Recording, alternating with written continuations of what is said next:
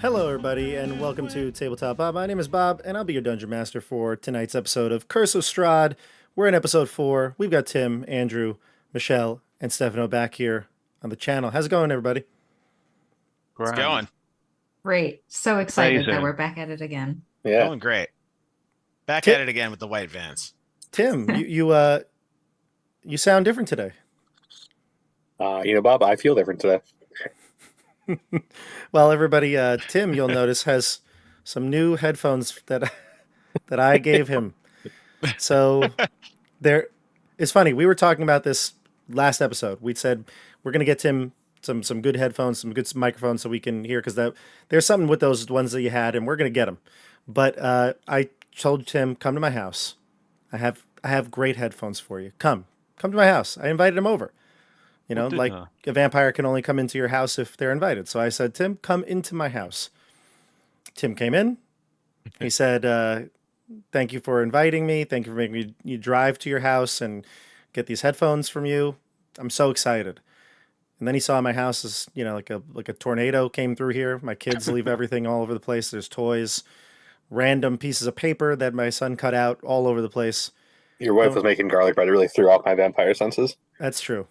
She was making, actually, it was tacos, Tim. I don't know what It you're was really talking good. about. Well, It was not it smelled really garlic good bread. when I was there. If I hadn't had an aversion to garlic, I would have had some. But There you go. So it wasn't garlic, but it was food, seasoned food. And you came in. We went downstairs. Then he saw the bomb that hit my Warhammer room where all my models are. Tim, how many models were out, like in the open? a lot, which means there's a lot more somewhere else. Yeah, I would venture that there are closer to, like, on the side of 1,000 instead of the under 500 side, just like kind of out and about doing nothing. So that was everywhere. That's gonna get cleaned up. Don't worry, Tim. Maybe you have to do some photos of before and after, post them. I was But- never worried. Tim helped me look. We could not find those dang headphones. But Tim, we got news for everybody. My headphones are coming in tomorrow in the mail, and I got these ones for tonight. There you go. There we go. I Perfect. gave him those cheap Apple ones, and he's going to be using those for tonight. But we're on it, everybody. We're on it. We're getting the audio situated. But thank you for coming back, despite Tim. Tim's really bringing us down. So thank you for watching the rest of us. Is Been there going waiting to for be is there going to be an unboxing stream for Tim's new headphones? Tim, I think we need to test them out live on stream. I will not open them until Thursday. Or next Tuesday. I'll wait until next Tuesday. I'll start with these, and we'll do a quick audio switch, and the audience can decide if my smooth, velvety radio voice sounds better on the new headphones. Perfect. Awesome. We won't test them at all. Absolutely not. There will be no troubleshooting beforehand. You will see us actually go through the process of figuring everything out. It's real. It's authentic. And It's Tabletop Bob. occurring outside a Red Lobster near you. Maybe we'll get a sponsorship. Oh my god. Yeah, at this point. It's not Although lobster they did fest, lose though. $11 million apparently from their Oh, the endless shrimp. promotion. Well, I was sitting in the parking lot eating a lot of it, so and I was there for 3 hours during the stream. It I was know. endless shrimp fest. It's Yeah. unbelievable. Tim spent $30 and he just ate shrimp for 3 hours. Oh my god! Wait, That's why I was in dark on the stream, so you couldn't see me eating all the shrimp. is that true? Did they really lose that much money? So I Yeah, thought Yeah, they about did. It was Because too of good that, of a deal. because the price of food is going up so Ah. much. Oh, okay. Well, they got to stop doing that endless shrimp. That's for sure. Wait till How dare Lobster you. Fest comes. Wait till Lobster Fest comes. That's going to be a big time of year for them. Okay. So Streaming from a Red Lobster near you. So I do have a couple things to say at the start of this. We actually some announcements. I feel like I don't do as many announcements as I probably should, but we had the end of Tomb of Horrors on the stream. It was last week. We ended up doing the after the final roll, which is that like after stream we kind of talk about the campaign, post reflections. If you haven't seen it, I would definitely go and check that out. That's on the YouTube channel. It's the second live stream video. It was awesome. We spent 2 hours talking about the campaign. Really just fantastic. And one of the things I was thinking of doing for a while, and I've kind of just got around to doing, is updating the Patreon, because for the last year and a half or so, or however long, actually maybe I've had a little longer than that, but whatever, however long I've had the Patreon, I've kind of just had a couple of basic tiers. I try to keep it modest. I don't really want to go crazy with it. Just a couple little levels of support, and then there's a couple of ones where I can chat with some people, and I did a lot of that for the third tier, which was the one that I used for Tomb of Horrors, where the patron and I worked on some NPCs and stuff like that. It was a lot of fun. But I decided to update the Patreon just a little bit, and added some new tiers. You can check it out.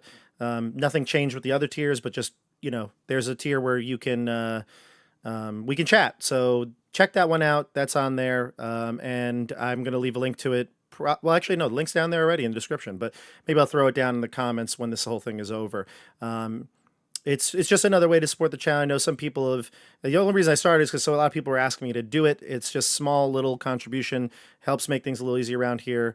Tim will get a headset, that sort of stuff. We'll make sure that all that stuff gets taken care of. So you're helping support the channel in that way. It's a more direct way of doing it. But obviously, all the things you do, just watching, right? All the channel's doing well. So keep watching, keep liking, keep subscribing, doing those things, and we'll be around forever and ever and ever. You'll never get rid of us. Channel. Keep it up. Yeah. So links down to Patreon down below, and you can check all the tiers out now. Another thing to announce is our schedule. We're going to be playing this week, obviously, right now. Next week, which is December 12th. And then after that, we're going to be going on a little holiday hiatus, as I like to call it. We're going to take 2, potentially 3 weeks off. The goal would be to return the 2nd, but that may not be possible. And then if it is possible, we'll let you know, obviously, as soon as we know. And if it's not, then we'll be back on January 9th, which will be our return. I don't foresee any interruptions in the schedule in the wintertime, so, we'll be locked and loaded for every week, but we'll finish this episode next week, and then we're going on a little break. So, what did I say to you, Andrew, before the stream? What was the phrase? About distance? Oh, distance makes the heart grow fonder. That's it. Exactly. It was like you've just started dating somebody. Yep. And they have to go on a holiday. It was planned before you knew them, Yeah. It's the way it is. So that's what's going to happen. We're going to be playing next week, and then we'll say you farewell through the rest of the year. But don't worry, I've got some ideas, some things that will be happening during that break. I'll announce them as soon as they are finalized. And I'll also be doing the after final roll. I'll be doing the end of year state of the channel. That'll come sometime in that December break. I think in the week of maybe Christmas, when there's a little lull, maybe the 27th. But again, when I know exactly what that date will be, I will post it. I'll post it on social media, on the YouTube community page. And if you want to see all those links as well, where can you find it? On Tabletop Bob. The YouTube, description. YouTube. Subscribe. Search There you Tabletop go. Bob. The description Michelle and down I got below. it. The description. Type in down below. Discord Tabletop Bob. That's true. I do post it in the Discord too. So Discord or social media or on the YouTube community tab, I'll post all the updates and the calendar there once we know. So, all right. Now that I'm done, I have a question for all of you. Since I have a feeling this could be a pretty big, deadly game tonight, big, deadly session. What's something on your personal bucket list that you want to do? Something that you have always thought of doing and you got to get around to it one day. What's your bucket list hot item? What do we got? Skydiving. For real? Yeah. Really? Wow. I'm terrified of that. I would never want to do that. It's something I've wanted to do for about 10 years, and I still haven't just done it. Wow. A bunch of my friends have done it. They said it was quite an experience. I They think did it it's without you. scary as hell, but I don't know. I think the thrill of jumping out of a plane and just free falling through the air and then pulling a parachute would just be something that I would just get like a real thrill out of. That rush, right? That adrenaline rush. Yeah. Are you an adrenaline junkie, Stefano? Do you like roller coasters and like all the, those sort of rides? I used to be deathly afraid of roller coasters, and then when I went on my senior physics trip to Six Flags, my high school friends just forced me to go in line, and we went on a roller coaster, and I was like, oh my God, this is amazing. I want to go on more. And then we went on 4 more, and I said, let's go again. And they were like, no, we're tired. You finally got it. You figured it out. And they said no. I did. Unfortunately. Yeah. Interesting. I didn't peg that for you. I was thinking something more tame, but that's cool. That's cool.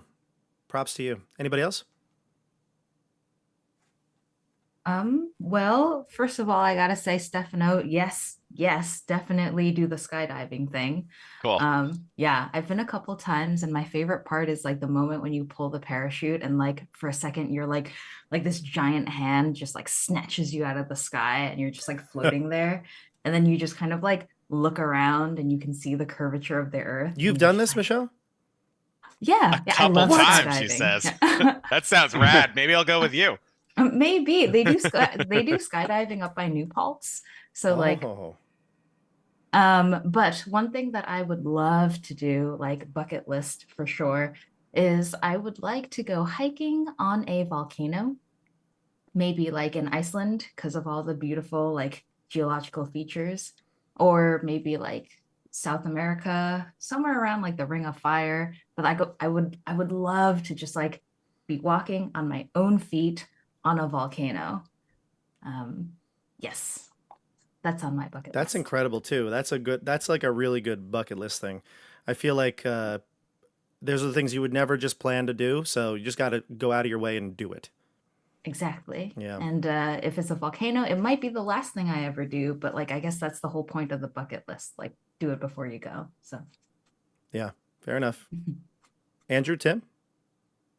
I've got 2. One is incredibly tame, and one's more akin to volcanoes and skydiving. One is like at some point I will get to my like books to be read list.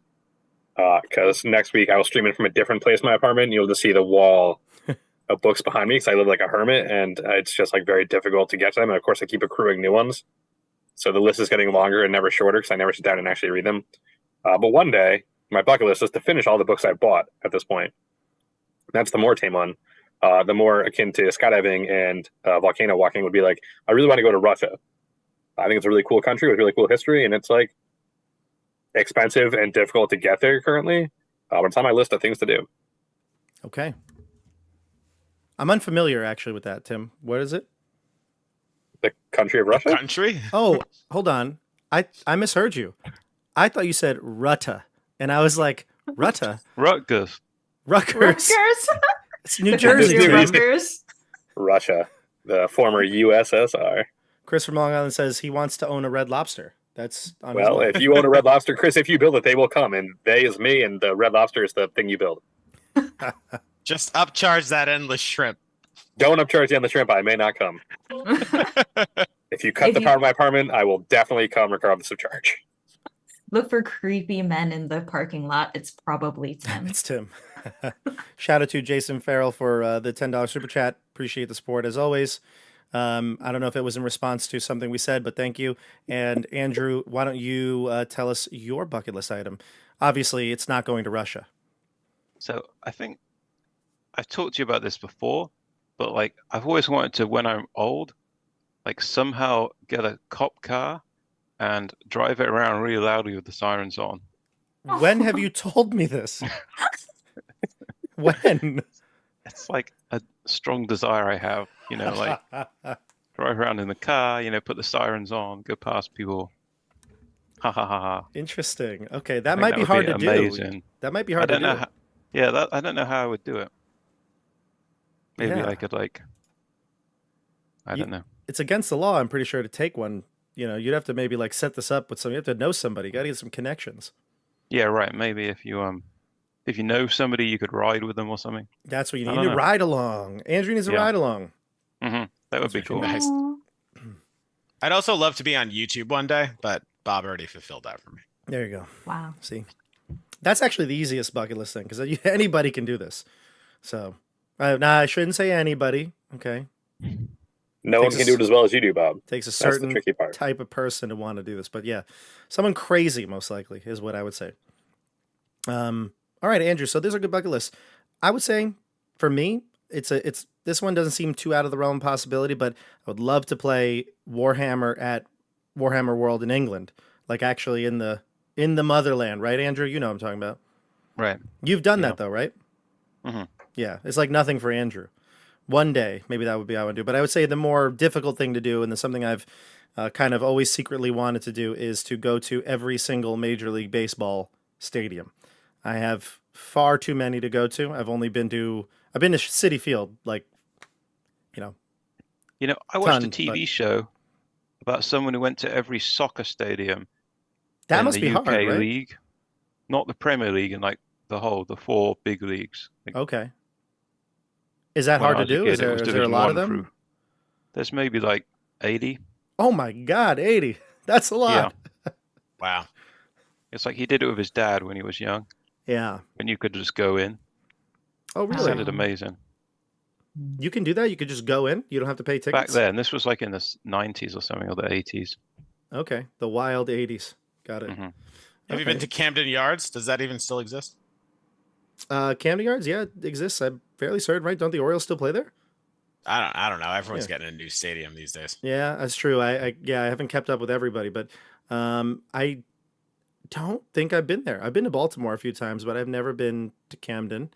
The most recently weird park we went to was Philadelphia. Went to Citizens Bank Park, and man, it's not even. I mean, this is no offense if you're from Philadelphia. That place has nothing on Citi Field or Yankee Stadium.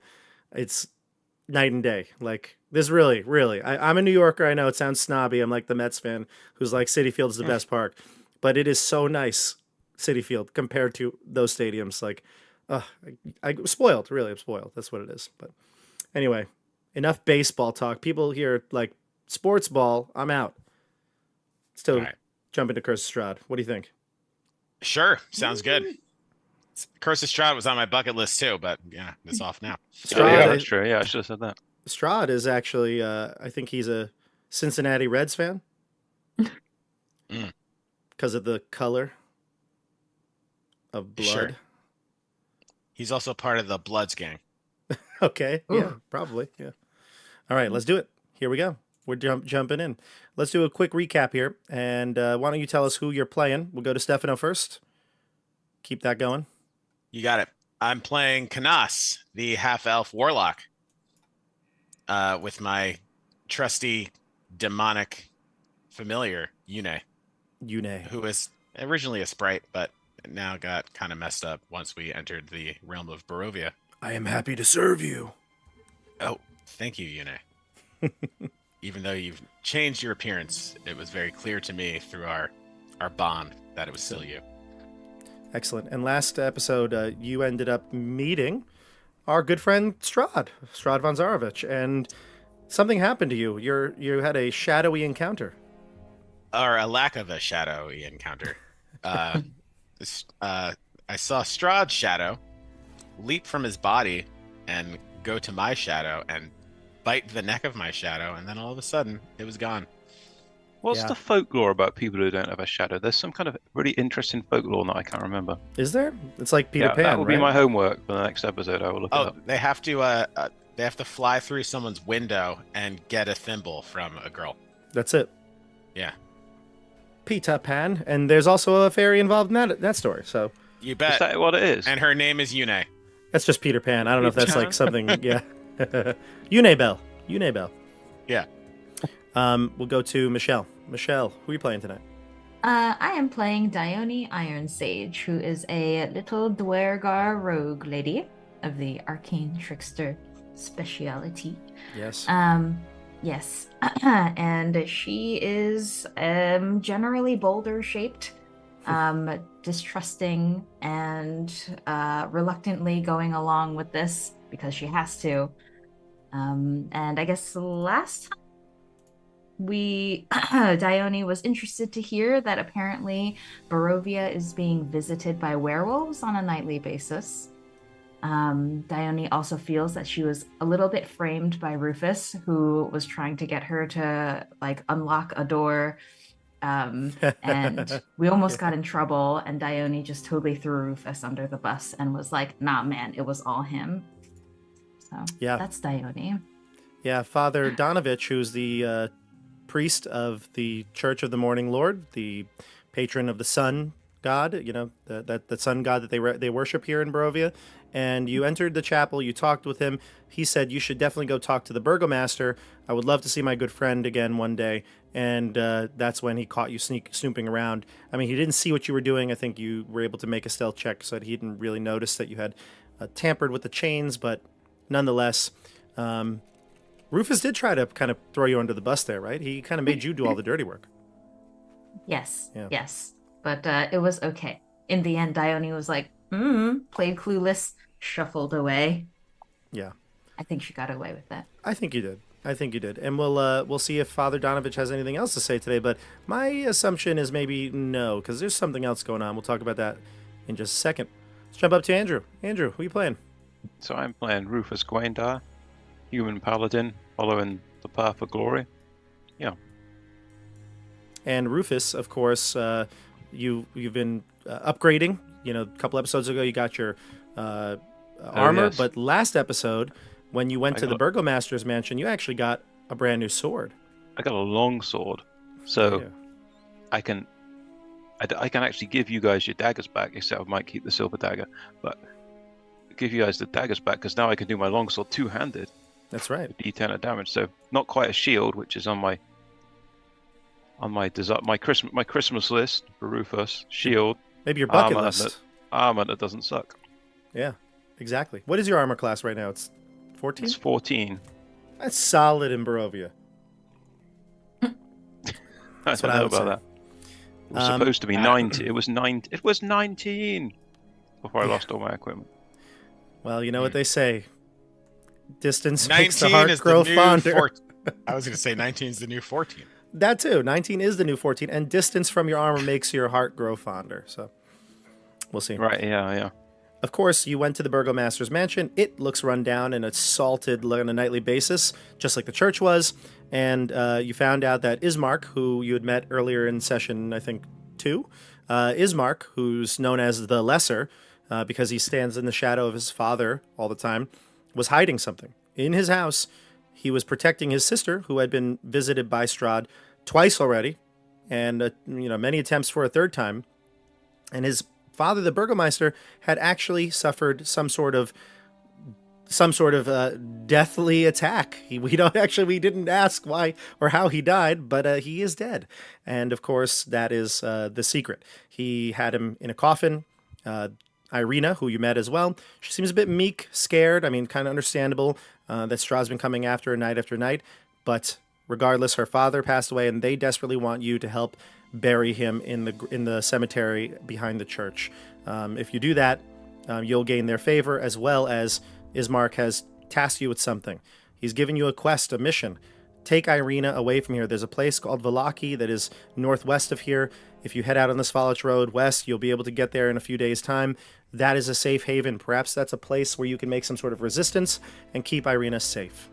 And then, of course, Tim, you missed a lot of this conversation because they're saying they don't trust you, that you're a Vistani, and that is something that they do not like. Ismark especially did not want to let you in the house. He was a bit reluctant. Who are you playing, Tim? I am playing Laurent LeMaire, a bard of the College of Spirits. And Ismark and I have a perpetually antagonistic relationship at this point. After he was so rude to me at the pub, and then I came to his house and he refused to let me in. So now, like, him and I we just don't hit it off at all. Yeah. But other than that, like, I'm happy to talk to everyone else. The women are very nice to me at the bar. The Father Vistana? Donovich. Yeah, sure, the Vistani are very nice. The father was very nice to me. Everyone else seems relatively okay with me. But Ismark the Lesser and I, Yeah, Not he's got a fine. problem. Yeah, he's got a problem with you. And Irina seems to have no issue with you as well. we It's seem really just his mark, but yeah. So you ended up getting in. Eventually, after a conversation with the rest of the group, he decided that either he has no choice but to trust you, or he started to trust this group and allowed you to come in and meet Irina. They got you all caught up. The deal was struck, and everybody went on their way. They were going to prepare their father's body for departure, and you were going to go and inform Father Donovich that you will be bringing the body to the church. And of course, we ended on a massive cliffhanger. When you arrived at the church, Father Donovich, it's nighttime now, and Father Donovich seemed like he was getting prepared to, close up for the night. He said to you that you couldn't be there and that you needed to leave immediately. And then a voice came from down below, the Undercroft of the church. The voice screamed out, "Father, I beg you, I'm starving!" And that's where we're going to pick it up. We dive into the mists of Barovia. Here we go. All right, everybody. You stand there in the foyer of the church. Father Donovich coming closer towards you as this scream echoes from beneath in the Undercroft. What do you do? Father Donovich, did you say your son was missing? He says, "I know what this sounds like. I don't want you to go in there." He gets to the door, and we can see that the door's open.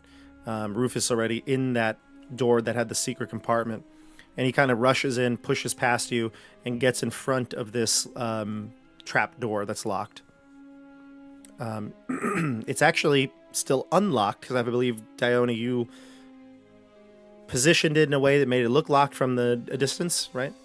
Yeah, I unlocked it, but I left the actual physical door alone. So it's closed, but not locked. Perfect. So he does get in front of it, and he looks very, very anxious. You can see beads of sweat pouring down his forehead. He says, "It sounds strange, but please, it's my burden to bear. Leave us at once." Father, there's no time. The body is going to be transported right now. Now that the proverbial cat is out of the bag, we must do what we must do. We must bring this body and bury it in the graveyard. You're talking about, you're referring to the Burgomaster? Kolyan Yeah, Yurovich. the Burgomaster, yeah. Yes. Yeah. He's coming now, whether you like it or not. I'm going to call out, "Who's down there? Who's down there?"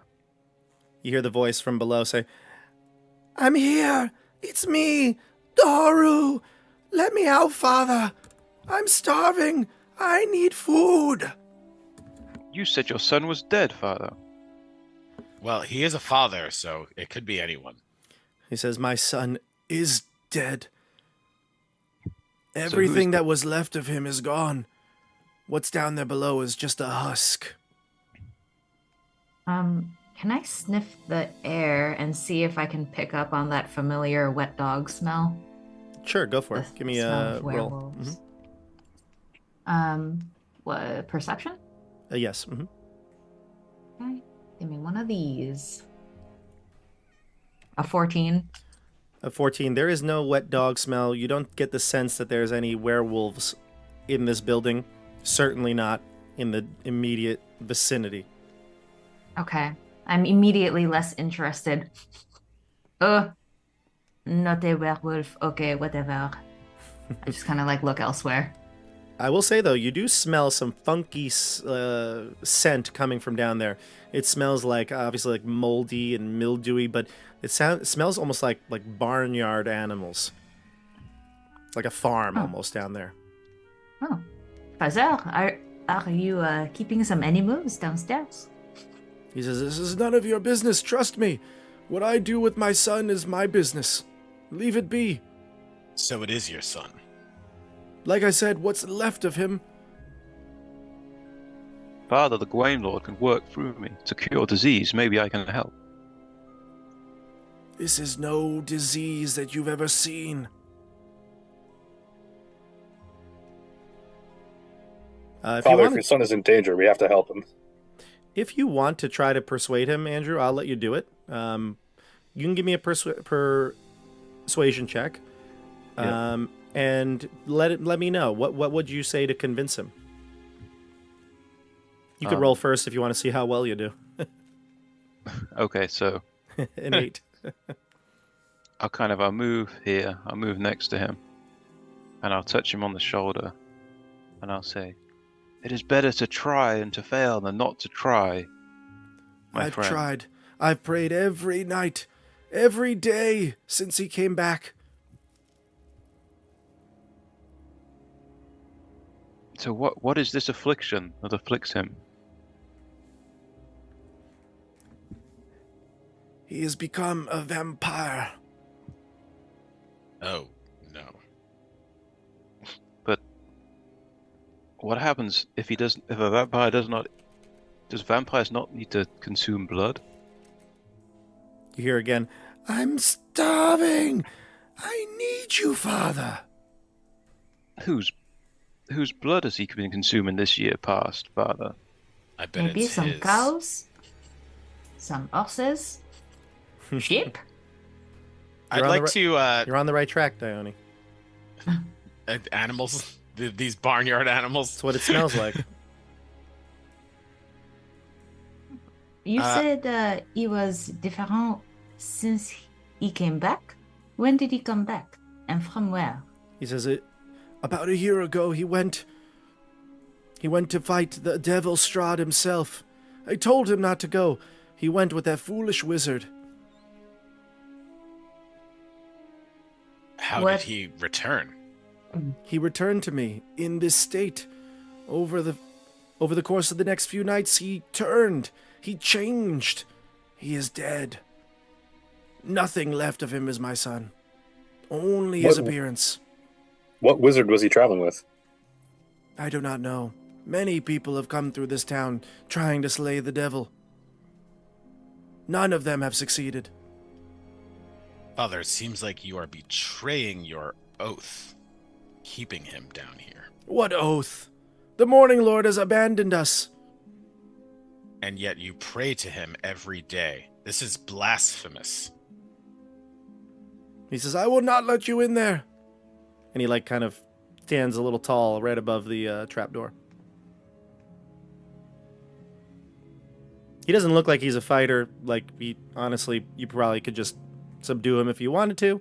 But he does stand there reluctantly. I will not go down there as long as you prepare a plot for your dear departed friend. I will do that. Okay, so Let's do go. it. They're coming. Then we are all in agreement. He says, go now. Out of this room. Are you sure, Father? You would not like us to help you in some way? He says, there's no help for him now. Perhaps we could help you finish him. It might be kinder. I would be glad to help. Not now. I can't do it. I'm too weak. You won't have to, Father. We could help you. I'd like to examine him and see if perhaps he's been offering some of his blood. You could look at him. I mean, he doesn't look like he's injured. He doesn't have any visible signs of, blood letting. Just general sickliness of Barovia. Sure. Yeah, absolutely. Yep. He just doesn't look good. Yeah, I mean, he's unhealthy. Who knows how much iron he's getting. Prepare the plot. I step outside and I go to see if I can see the. Also, I'm going outside to check the if Ismark and Irina are coming with the coffin. So no, they need your help actually to bring it. It's too hard for the two of them to carry. Okay. as well as the fact would that they have said that to me? they did. They actually did They tell you. let They us know. I'm Yeah. gonna Yeah. start going over there then. Yeah, Okay. we have to go back Yeah, to them and same. get them. Okay, great. Donovich will close the door behind and go into one of the storage rooms and grab like a shovel and a couple of shovels actually. He says, "Will some of you be helping dig?" I will help dig, Father. He tosses the shovel to you and he says, "We'll have to do this quickly. It may not be the deepest of graves." I dig fast, Father. Together we can do a good job. So Would it help Rufus, if one more person stayed, Father, to a 6-foot deep grave? yeah, probably, yeah. Mhm. I will help and stay. That 6-foot grave feels like it's important in Barovia. Sure. All right. So the rest of you are going to head to the Burgomaster's mansion. Laurent, you'll stay here with Rufus, correct? Mhm. Okay, great. Let's go Alright. to... We'll split the group then. This is perfect. Excellent. Happy about this. Rufus and Laurent, you get shovels, and he takes you out into the back here. Again, closes that door that led to the trap door. Make sure that it's closed. He locks it. Nobody's going in there. And then he goes and heads to the back with you. You exit out the back of the church. You can see that the cemetery is actually a pretty large area. It's much bigger than the plot of land that the church is on, but it doesn't look like... I mean, it's got room still to fill some plots. It's not a completely full cemetery. There's like a stone wall and like a wrought iron gate that hangs there and kind of creaks in the wind. It's dark now, so he brings out a lantern. I think Laurent, you said you had a torch or something as well. So you go out. It is dark. I mean, there's the moon up in the sky. You look at it, and actually you notice something, Laurent. The moon is first time really in the night you've been able to see it. It was raining most of the day. And cloud cover is kind of covering it. But when you left, it was, I believe it was a new moon. So it looks as though not only have the people here changed, but maybe time has a different method here. It looks like it's half moon now. So it's very interesting that you see that something has happened. People look like they're dressing from centuries ago. Maybe perhaps time works differently here in this place. Yeah, we've only been here like a day or two, right? Like, there's no reason. I think literally a day, yeah. I think one full day, yeah. Yeah. And the two of you approach that gate. He opens it, unlocks it, and there are trees. All the leaves on these trees has fallen. It's that time of the year, it seems. And the place looks like a horrifying cemetery. This is the place where you'd see in a horror movie. It's just dark. There's mist all over the ground. The trees, you can see the shadows from the moonlight. The shadows look almost like monsters reaching out for you as you pass by. And when you get to eventually a bend here, you can see that there's a row of gravestones that look like there's a bunch of plots available. And he says, "We're going to go here." He says, "I know the Burgomaster. Many years. He always loved sitting under this big tree, looking for his wife, or not looking for, when he was visiting his wife. He says, this is where he will lay, next to her." It seems a suitable grave then. He puts a little like stick grave, like a little, maybe a cross, but something stick to note where he'll bury it. And he starts to outline the plot with with sticks. And then he'll start to dig and ask you of your help. Rufus, Laurent, you chime in? Yeah, definitely going to help him. I'll dig with, yeah. As we're digging, Father, could you just, I feel like I've been traveling for a while. Could you tell me what day it is by any chance? I seem to have lost track of my journal. Sure. He tells you the day, but it is, let's see. Just like in terms of like, does it equate to like the day when we left the Sword Coast? Is my concern. No, it does not. If I'm not mistaken, it's like a slightly different calendar, and it sounds like it would be like hundreds of years in the past, if it equates. Like it's like a, I don't know a real life example to equate, but maybe like a difference between like two civilizations calendars. But it sounds like something you might have heard of in the past, and it's several hundred years ago. Thank you, Father. I appreciate that, but I am deeply befuddled. He says, it's okay. Many people who come through Barovia are perplexed by its mysteries, the rules we all have to follow. He's digging, shoveling that dirt to the side, and he says, Rufus, I appreciate what you did in there. Well, it must be your decision what happens there, but I would encourage you to think. Have you lost faith in Lathander? Or maybe it's convenient for you to think that because you're working against Lathander by keeping the monster alive. The Morning Lord, he says quizzically. Yes, I don't think we know who Lathander is. the Morning Lord. He says, there are good days and bad. Today is one of the bad. I've been trying to find more animals to feed him, but the more that I give him, it seems the more I need. Over the last year, I've sacrificed many of our livestock. It never seems to satiate him. Yes, I'm afraid you must. It's a decision you must come to on your own. But I would encourage you to examine your motivations. Pray to the Morning Lord. Perhaps when we're done digging this grave, the two of us can pray together. That will be good. He'll again take another shovel full of earth and move it to the side. The pile getting bigger and bigger as the minutes tick by. But it is going to take a while. You're going to be digging this for quite some time. So we'll jump over to Dione and Canas and Yune as they head through the streets. The rain has finally lit up, but the streets are slick. The cobblestones are slippery from the rain that happened all day. You can see the mists now again. The mists seem to surround the village. They kind of permeate in areas, but mostly at your feet. You're walking through the town, and it is pretty quiet. The only light source that you see are the lights from windows, mostly just, again, whatever can peer through the shutters that are closed.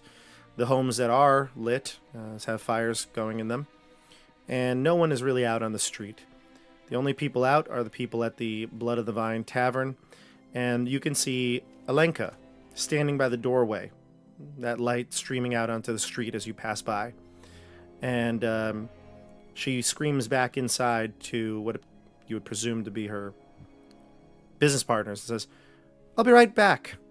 Just a few seconds. She closes the door and heads out to the two of you. She seems to hustle a bit, picking up her dress as she walks across the street.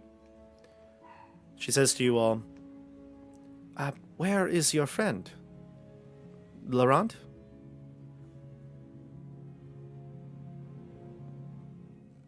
Laurent is busy right now. What do you need? Everything always Laurent. No, I just, we have some sort of affinity together. I don't know if you can tell, anyway, she says, I was thinking about something after talking with you. I think there might be someone you want to speak with. And who is that? She looks around as if checking to see if anybody's listening. It might be best if we discuss inside. We may have to discuss at a later time. Why? Where are you going? We have pressing matters to attend to. But what could be more pressing than what I have to say? Well, if you tell us what you have to say, perhaps we will decide that it is more pressing than the matters we have to attend to. It is about you going home. Ah, yes. I do hear that you can go home. I can. And you cannot. But there is someone you need to speak with. Perhaps there is a way. Interesting. I will let you in the back door. She says, go around the alley this way. She points to the side street. And she says, I will let you in. No one will see you. Listen, Alenka, I I appreciate what you have to say. Go but now. And she says, she looks around and she turns and runs to the door before you finish your sentence. She'll open the door and close it behind her. The brief moment of noise as the patrons, you can hear them inside, and then the door closes. I'm going to say to Yune, telepathically. Well, maybe I'll say it in a hushed tone so that Dione can also hear. Okay. Yune, I would like you to get a vantage point up above the village. Let me know if anything is coming. Affirmative. We have a body to transport. Affirmative. And then I'm going to start heading towards the Burgomaster's mansion. Okay, so she'll fly up and start to be a lookout. Telepathically, until your connection severs, she says, I don't see anything yet. Thank you. I don't see anything yet. Yune, tell me when you see something. I still do not see a thing. How about this? Every 60 seconds, you can tell me whether you see something or not. Understood. Please don't 1, count out loud. 2, Telepathic. 3, No, 4. I apologize. that's One okay. Mi- You're doing one a great Mississippi. job, Yune. 2 Mississippi. I'm just getting used to your new voice. It's like you've hit puberty or something. I miss my old voice. It was so majestic. I miss it too. All right, so Yune will go and count the seconds and update you, but you'll probably break connection after the 60 seconds. So I've got 100 feet. yeah, you can go more than 100 feet in 60 seconds. Fair. Yeah, that's a good point. Like a lot further if you Actually, wanted to. I could go. I could go 30 times. I could go 300 feet. Yeah. So that's fine. Dione, you see him start to walk. What do you do? Yeah, I'll say, wait up, Canard. I'm coming too. This lady is so pushy, huh? I'm very rude. I don't like her. Let's go. Ignore. Whatever. And I just happily trot along to the Burgomaster's place. Excellent. So you finally get to the mansion. Ismark and Irina let you in. Again, the unlocking of like 6 different, locks on their door. They let you in and finally say, where did your friends go? Did you reach Father Donovich? We have. He's digging a plot right now. Good. We're almost ready, Ismark seems to be on top of things. He's like, you can see the body that's in the coffin. It looks like it's been changed, redressed. It's in like what looks like maybe some sort of ceremonial burgomaster suit. And it looks like he's been cleaned up a bit. There are fresher flowers on his chest he's holding. And Irina is like gathering things. She's packing a bag right now. Currently, she's in the kitchen. You don't really hear her. You don't really see her, but you hear her in the background. Ismark says, we should be able to leave here soon. It's getting late. I would love to be on the road by midnight. What time is it now? I don't know. Say that in person. Like Probably do I know what- somewhere around 9 Actually, or 10 o'clock. I don't yeah. know. Is there a clock there? It's 9 around 9. It's around 9. Or 9? 10. Yeah. Mm-hmm. 3 We got hours? time? How much time are they going to spend preparing this body? Oh no, the body's almost ready. The body's pretty much done. It's going to be the digging of the grave and getting it to them. That takes time. I see. Yeah. So he's preparing and getting everything all set, and he says to you, "Listen, I thought about this a lot." And he kind of whispers this to you because he doesn't seem to want Irina to overhear, who's in the dining room. He says, "I want to go with you. I do. And in my mind, I've been thinking, someone needs to stay here. Someone needs to be the voice of reason now that my father is gone." He says, "But I'll be honest with you. I don't think I can command the respect that my father got. It might be best that I go with you and keep my sister safe. That way, when we get to Vallaki, we won't be a burden to you anymore.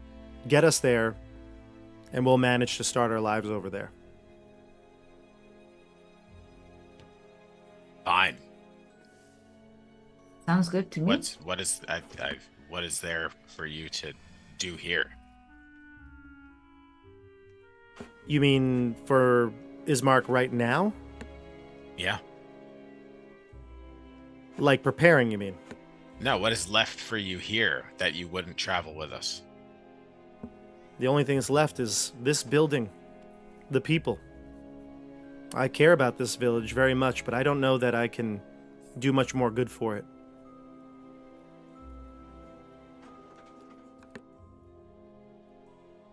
It seems the only way that you can reclaim your village is to find out what's happening in Vallaki, join up with these people that you have heard rumors of. I don't know that there's actually that much hope, he says. My whole life I lived here. For generations and generations. This is all we've known. I don't think there's a way to defeat Strahd. But if there's a way to save my sister, I'll do whatever it takes. Have you been to Vallaki? I have not. I've lived my whole life in this village. Which is why I felt like I needed to stay here, but look at me. Ismark the Lesser, they call me. Not I a see. commanding presence. Perhaps in Vallaki you'll be known as Ismark the Greater. Now, let's finish prepping this body so we can get on the road quickly. Yes, I think sometimes we can try our best, but when life takes it all away from you, if it is outside of your control, the real power is starting over, making a new life, finding your power. Perhaps you can be not Ismark the Greater, just Ismark the Great. Make a new name, protect your sister, make a new life. There is no shame in this. He says, thank you for your understanding. I was thinking in a way that when I told this to somebody, they would say, no, it's my responsibility, but I'm done with this. I'm done with my responsibility. I've lived that way my whole life. I'm taking fate into my own hand. That is beautiful. Irina says, I'm just about packed as she walks into the room with her. Like, she has it's like an adventurer's pack, honestly. She looks very different than you last saw her. And I'm just going to switch back to the roll 20 real quick because I don't think we're on it, are we? Yes, we're not on it. Perfect. So I'm going to switch back to roll 20 quick, and I'm going to just share the artwork one more time for Irina. Remember how I said, when we saw the first artwork of Irina, it was like, she doesn't look like this, okay? She looked like, more like a burgomaster's daughter, traditional thought you might. But now she looks like an adventurer. She's wearing armor. She doesn't have the sword because that's obviously in possession of Rufus. But she's kind of tossed aside her nobility clothes. She's tossed aside that part of her. She's wearing armor. She is wearing what looks like an adventurer's pack. She's ready for hitting the open road. She does seem to put a few things in her pouch, though. She's got it looks like small knives, a dagger of sorts. That she'll put in there. And so a holy symbol of the Morning Lord, that sun symbol. And she'll pack all of these things and put those last few items in her pack right in front of you all. And she says, all right, shall we do this? As she looks to her father's body lying there. Yes, we should depart. But before we go, I'm just wondering, what happened to your father? How did he pass? She says, his heart just couldn't take it anymore. I was home that night. The wolves at our door. Father had done a good job of making sure that everything was locked up, that Strahd could not get in. He made sure that I was attended to at all times. But one of those wolves crashed right through the wooden planks and the window glass. He clenched his chest and he fell over. Almost immediately after that, the creatures of the night faded away. But my father laid there, dead. So the creature jumped into your window. your father's heart gave out and the creature disappeared, as if it had completed its mission. She nods her head. Almost like they were toying with us. At any time, they probably could have come in. Strahd, of course, was behind all of it.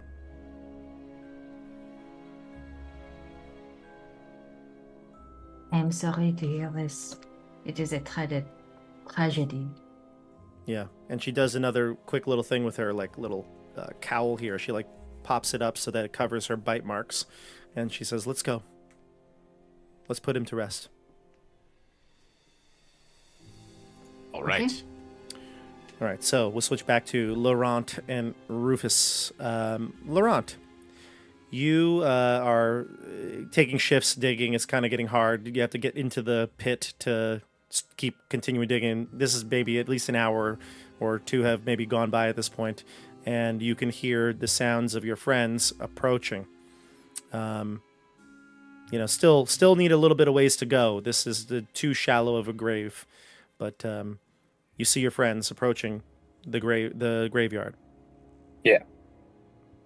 And you see the description of what I had said. You see that Irina, she's coming. Ismark, both of them look like they're packed, ready for adventure. And the four of you are carrying the burgomaster's coffin. Even as I'm digging, want to breathe a pretty genuine sigh of relief. I can't say I'm starting to get nervous. That's not going to happen at the house. Or that they were going to be attacked at the house. I know that Right. Strahd is supposedly after Irina, so it's good that they're on the way. And at least if they get attacked, we are within visual. Yeah. And I guess I do have to just retcon one quick thing. Canas, as you go through the square, Yune would say, the only person who came out was that woman again. Lenka. That one, yes. What do you think we should do? I want you to enter the inn and see if you can overhear anything. Done. And then come right back. To the cemetery? Especially if you're spotted. To the cemetery? Yes. Excellent. All right, so now we'll get to the cemetery part. And Laurent, you see them coming. Yune not in tow, but Yune's been invisible most of the time, so you don't even know if Yune's actually there. You are fast friends with Yune, are you not now? Yeah, we played a whole game of Go Fish, and we were just two girls at a summer party chatting last week. You That's talk right. about snacks. He laying on our chest, legs kicking. I was like, "What's in your diary?" And Yune's like, "What's in your diary?" We had a good time. Father Donovich says, as you approach, he's like, Ismark, Irina, oh, children, I'm so sorry. And he walks over to the casket and he'll put his hand on it and he'll say a quick prayer to the Morning Lord and speak to them and give them big hugs. And he says, I'm so sorry. So sorry. I know this is a hard loss for both of you. Did anyone see you in the streets? And they shake their heads, no. Ismark, when will you tell the people? And he's like, I'm not. He says, Father, we're leaving tonight after the ceremony. Leaving? Where will you go? He says, it's not important. We need to get away from here, though. Anywhere where we can keep Irina safe. No, this can't be. We need you here, Ismark. We need you. I need you. What do you say, group? There's nothing left here, Father. Except that abomination of a son of yours. Ooh, that cuts right to him. You can see he almost looks physically hurt by what you said. He looks like his heart is giving out. Winces. Actually, I've been talking with Rufus about it. He looks to Rufus and he says, I think I want this nightmare to end.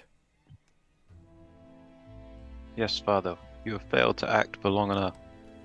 And to fail to act is to act itself, but in support of the evil. I see the Morning Lord is beginning to come back to you now. I The can Morning feel Lord you're on the will. right path again. The Morning Lord will surely look favorably upon you if you do what is right. For both you, this village, and your son. We were destined to meet you and bring you back, Father. Bring you back from this nightmare. But Ismark, you can't go. What will the people think? All hope that I we agree with have will Father be lost. Donovich. What do you say, Tim? I agree with Father Donovich. Speaking to Ismark, we are saying that failure to act is as bad as failure to act poorly, and you're abandoning your people in this whole village by leaving. Your responsibility here. He says, I've really made up my mind. Isn't that right, Canas? It matters not to me what you do, Ismark. I feel that Ismark's destiny is not here. I agree with his decision. Who And will what are the lead people us? that he leaves behind? Who will lead Ismark us? Ismark will find his strength away from this place. And we'll leave the rest of them to die? The people of this village are cursed to begin with. Well, now both Irina and Ismark look at you and they're like, hey, chill out. No, I'm just kidding. But they say, he's right. We are cursed. Irina looks to her Father Donovan. She says, we have to leave. In fact, we are probably endangering people. I don't know what fascination this monster has with me, but he won't stop until I'm his. She says, look. And she lowers her shirt here and she says, did I hear right, though? Your son. She says, Doru. Did you say he is here? You mean in the cemetery? And he's like embarrassed. And he's like, no. Doru is always with me, my dear Irina. She says, no, I'm confused. What? She's like, Doru and I were always good friends growing up together. I was so sad when he passed. She looks to all of you. Rufus, what are you talking about? I feel that you should stay and pray by the grave, and we will go and prepare some matters in the chapel for the funeral. Come, Dione, Canas. Laurent. She looks very confused, and she's like, Ismark, what are they talking about? And he's like, I don't know, and I don't think we want to know. He says, come, we'll continue digging. I look at Ismark, Yeah. and when he says that, I just nod. Ismark seems to get it. No, Irina... a knowingly nod. Yeah, Irina was kind of focused on her father. She was like kind of over by the casket, so she was a little bit distanced, and she didn't really hear everything. So she's really confused right now. She's like, I remember, starts talking about Doru, an old story with them. They went down to, the River Ivlis one day, and, that sort of thing. There's reminiscing with her brother. And as you finally get out of sight, you get back to the chapel. The chapel is not far from the cemetery. It's just, it's a couple hundred feet away from the gate. So you get to the chapel, and it's at this point that you see one of the Vistani women, Alenka, same as you saw, Canas. You hear Yune now as you get into range. Alert! Alert! She is coming. But it's already too late. You could see her. I just don't respond. He's like, no, you are not welcome in this church, he says to the Vistana. And she says, don't worry, Father. She's like, I want nothing to do with you. I was hoping I could speak with him. She points to Laurent. I am flattered. I would love to speak. And Father, I think you have your own matters to attend to. It's pretty quiet around here. She looks around and she says, why don't we discuss? Over here. And she brings you to like the side of the building. And the rest of them go back into the back door of the church. I would like to be privy to this conversation. I already invited you to have a conversation and you stood me up. And yet you came back for me. I came for him. I had to scour the streets, but there's only a few places that I knew you'd be. Very Um, well. And then I tell Yune to follow. She looks into the cemetery, and it's in a distance, and there's the wall and everything, but she says, "Who's in there? Who are you with? Laurent?" some parishioners here to pay their last respects. Interesting. Well, I think you will want to hear what I say, because it could mean that you'll not be paid last respects soon. I'm always interested in preserving my own life, so please. Let's chat. Canas, are you staying around? Did you say you're staying or no? I say very well, and then I told Yune to hover around. Yes, gotcha, yeah. Rufus and And then- Dione? I guess like I'd like to leave, but like the second I'm out of eyesight, I want to see if I can like press my ear against the door. Just stay very quiet and listen in. So you go into the back door, and Rufus and Canas come in with you and Father Donovich. You close the door, but you stay right up against it, you're pressing your ear to it. Rufus and Canas, you see her do this. What do you do? I can ignore them and talk to Father Donovan about. Is Donovich try still and in bolster the his chapel? spirit. Yeah, is Donovich still in the chapel? He came into the chapel with you. So right now, Ismark and Irina are in the cemetery. They're continuing to dig and, make sure that their father can be buried soon. The rest of you are in the chapel, and Laurent is outside of the chapel on the side of the building. I'm just listening through Yune. Okay. Bob, quick question, check my memory. Yeah. Father Donovich was also like slightly wary of me when. When you first met him, yeah. Mm-hmm. Yeah, okay. Just making sure. So, Laurent. Alenka says, "You are a hard man to find. You know that?" Seems to have found me pretty easily. She says, "I don't know exactly where you've come from, but we have a connection. There's no doubt in my mind that you have a tie to this land, this ancestry." That's impossible. I'm from Neverwinter. I've never been here before. Wherever Yesterday. you're from, wherever you are from, is fine, she says. But I believe you can get answers to who you are.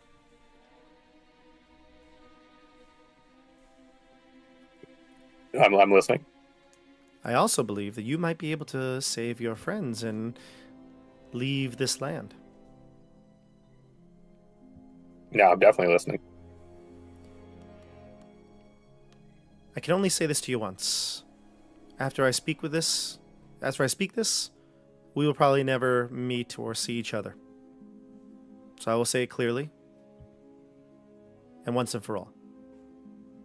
And then you may go about with whatever you want to do with this information. There's a woman you need to see. She's a Vistana. Her name is Madame Ava. You must find her. She's on the Svalich Road. She travels from place to place here in Barovia. Go west. At some point, you will find her, or she will find you. But seek her out.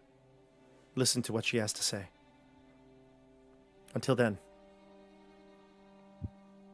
keep your friends close. Make sure they follow the rules here in Barovia. And whatever you do not cross the Devil Strahd.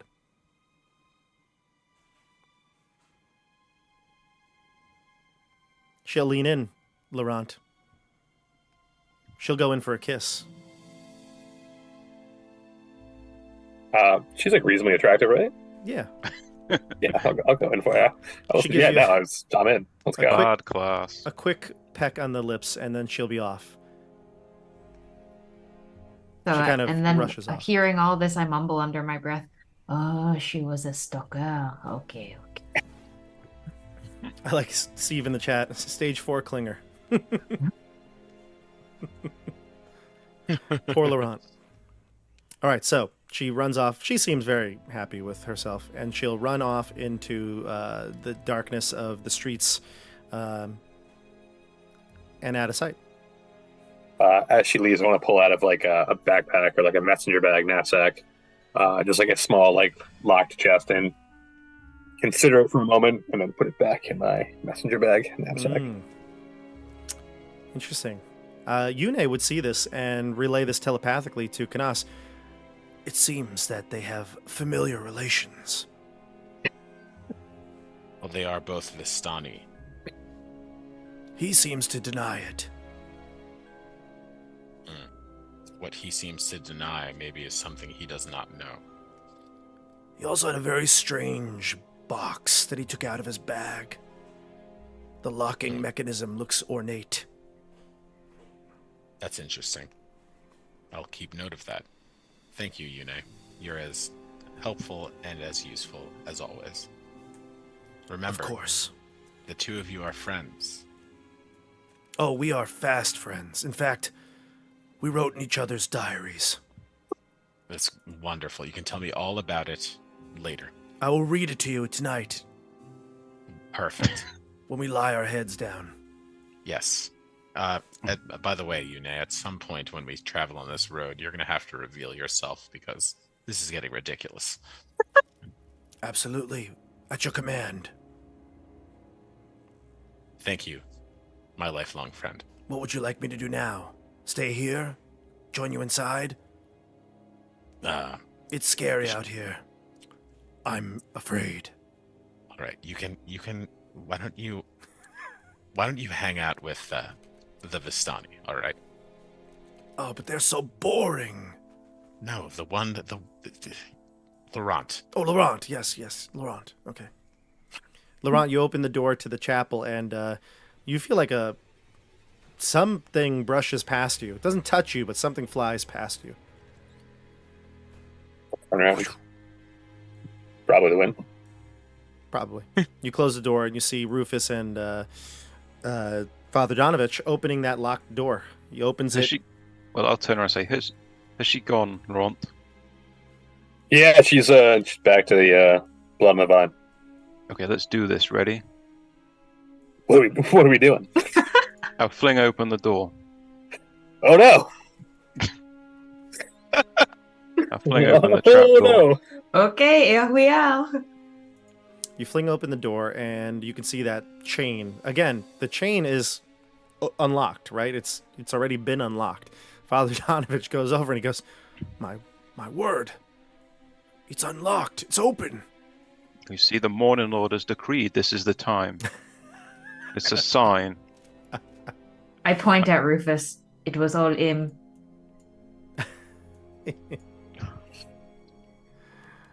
Well, Do you mean to suggest that he Look, acts with the hand of the Morning Lord? The gods work through me, yes. Open the trap door, Father. the Donovich will unlock or remove the lock, shake out the chain, and open the trap door. The smell of, like I said, that dank, moist, moldy smell mixed with the like barnyard animals wafts up into all your faces. It's pretty potent. But also somehow a little bit appetizing, to Dione at least. Fair enough. All right, so I'm going to switch us over to the other side of the map. Donovich is going to stay behind. He says, I don't think I can bear it.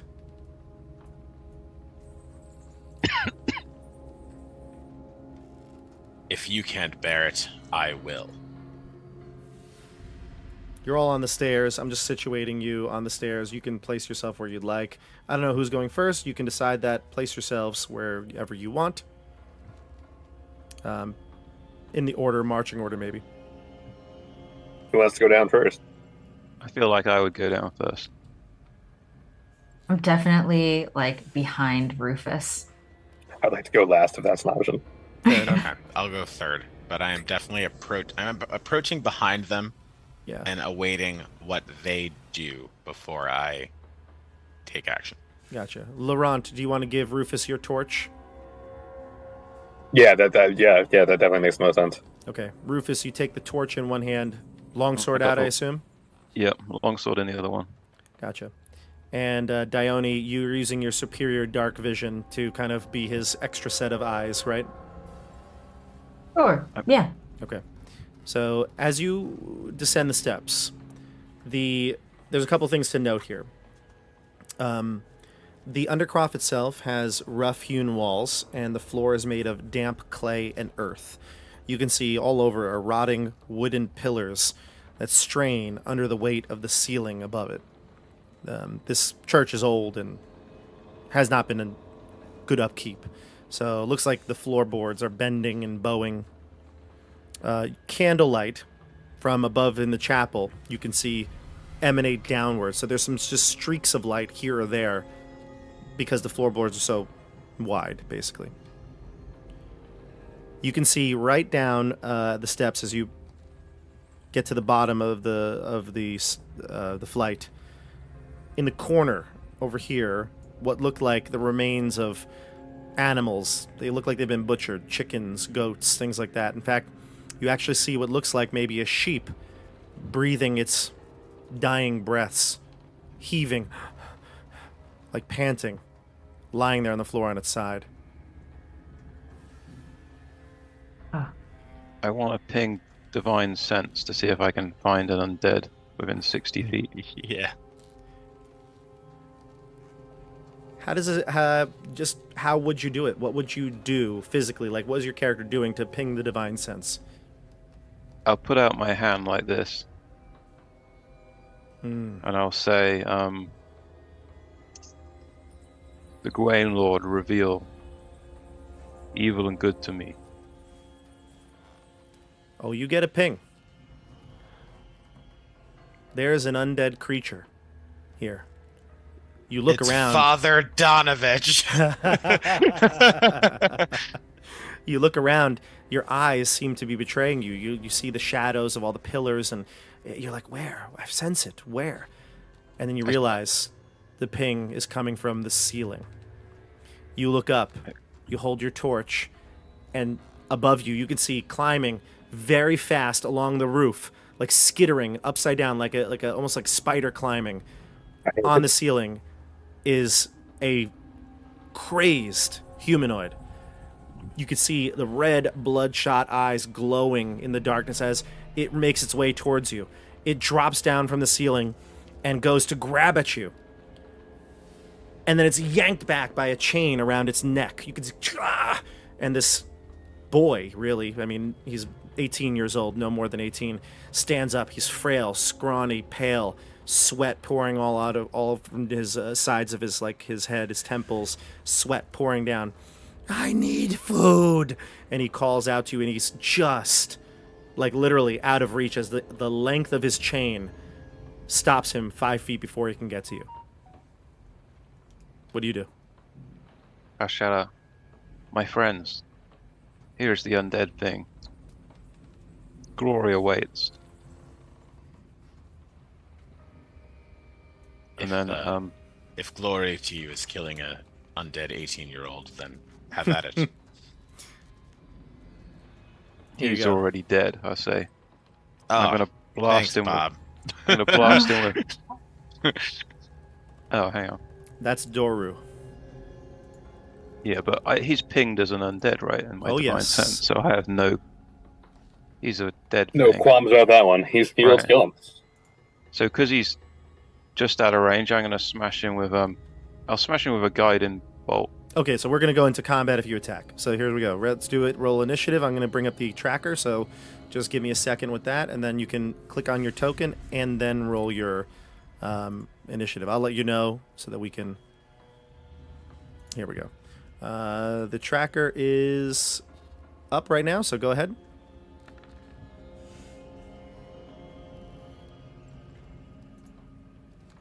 While you're rolling your initiatives, I will change the... music here.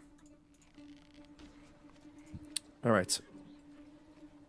What do we get? Everybody got some good initiatives here? Well, Pretty then, good. 19? Is that what I heard? Pretty good, you guys. All right, let's see. Canas 17, Dione 17, Rufus 13, and Laurent 7. Not bad. And then I'm just going to sort this and we'll get started here. Stefano, do you want to go first? Do you have a preference? My turn's gonna be very simple. So I'll go first, sure. Sounds good. I will hold an Eldritch Blast. I would let you go first, Stefano, but the creature is going to go first. Oh, well, there we go. At 21, Doru will react. Doru will climb up one of those pillars, get back onto the ceiling, and move with the rest of its movement backwards 20 feet. So it's 20 feet in the air, and I'll put his token out so you can all see it. And then we'll get started. So that's what he does. And he'll dodge. Okay. All right. Now it's your turn. I am holding an Eldritch Blast with aid from Yune. Until one of two things happens. Either the creature seems to approach me specifically, threateningly, or we get Father Donovich's blessing because I am trying to appeal to him to get permission to destroy this creature. Gotcha. Okay. So you ready your action? I'm just going to put a little thing here, Andrew, so you can see that's kind of like where he got to. Right there. Make sense? Okay. Yep. It looks like his chain is tied somewhere in the back over here. One of these pillars must have the chain attached to it. I'm also going to stay on the stairs with my back to the wall. Okay, perfect. Let's go to next in the order would be Michelle. Yeah. Okay. So Dione actually does not wish to hurt the boy.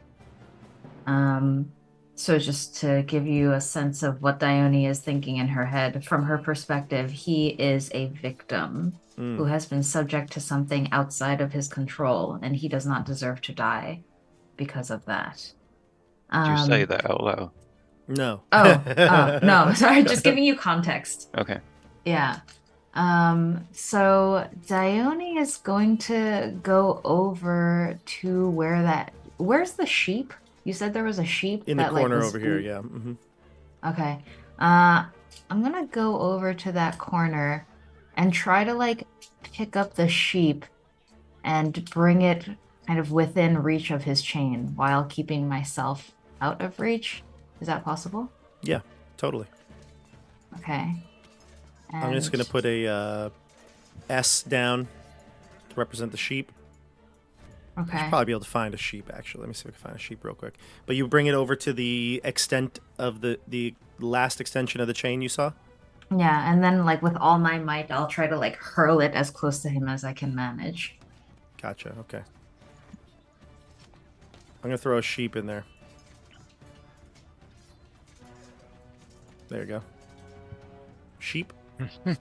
That's cute. All right. And he's going to get eaten. So cute. Sorry. Lamb yes, chops? Okay. Yes. So you put the sheep, you go to the extension of the rope where you last saw, or the chain where you last saw it, and you throw the sheep down just beyond it, right? Yes, yeah. Or just as close to him as I can manage. Right. Say, Gently place. Eat. Yeah. Okay. I think, yeah, that's it. And then after I kind of put the sheep there, it's like Jurassic Park. I'll back up. That's right. All right, I'll back up and stand behind Rufus again. Okay. Let's go to Rufus. I'll say, why are you feeding more living creatures to this monstrosity? The boy is dead. The monstrosity remains.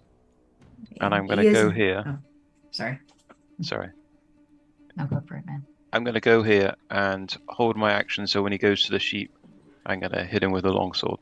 Oh, I love this. I love this. Even the group is feeling different ways about this. I like it. Okay, we go to Tim, Laurent.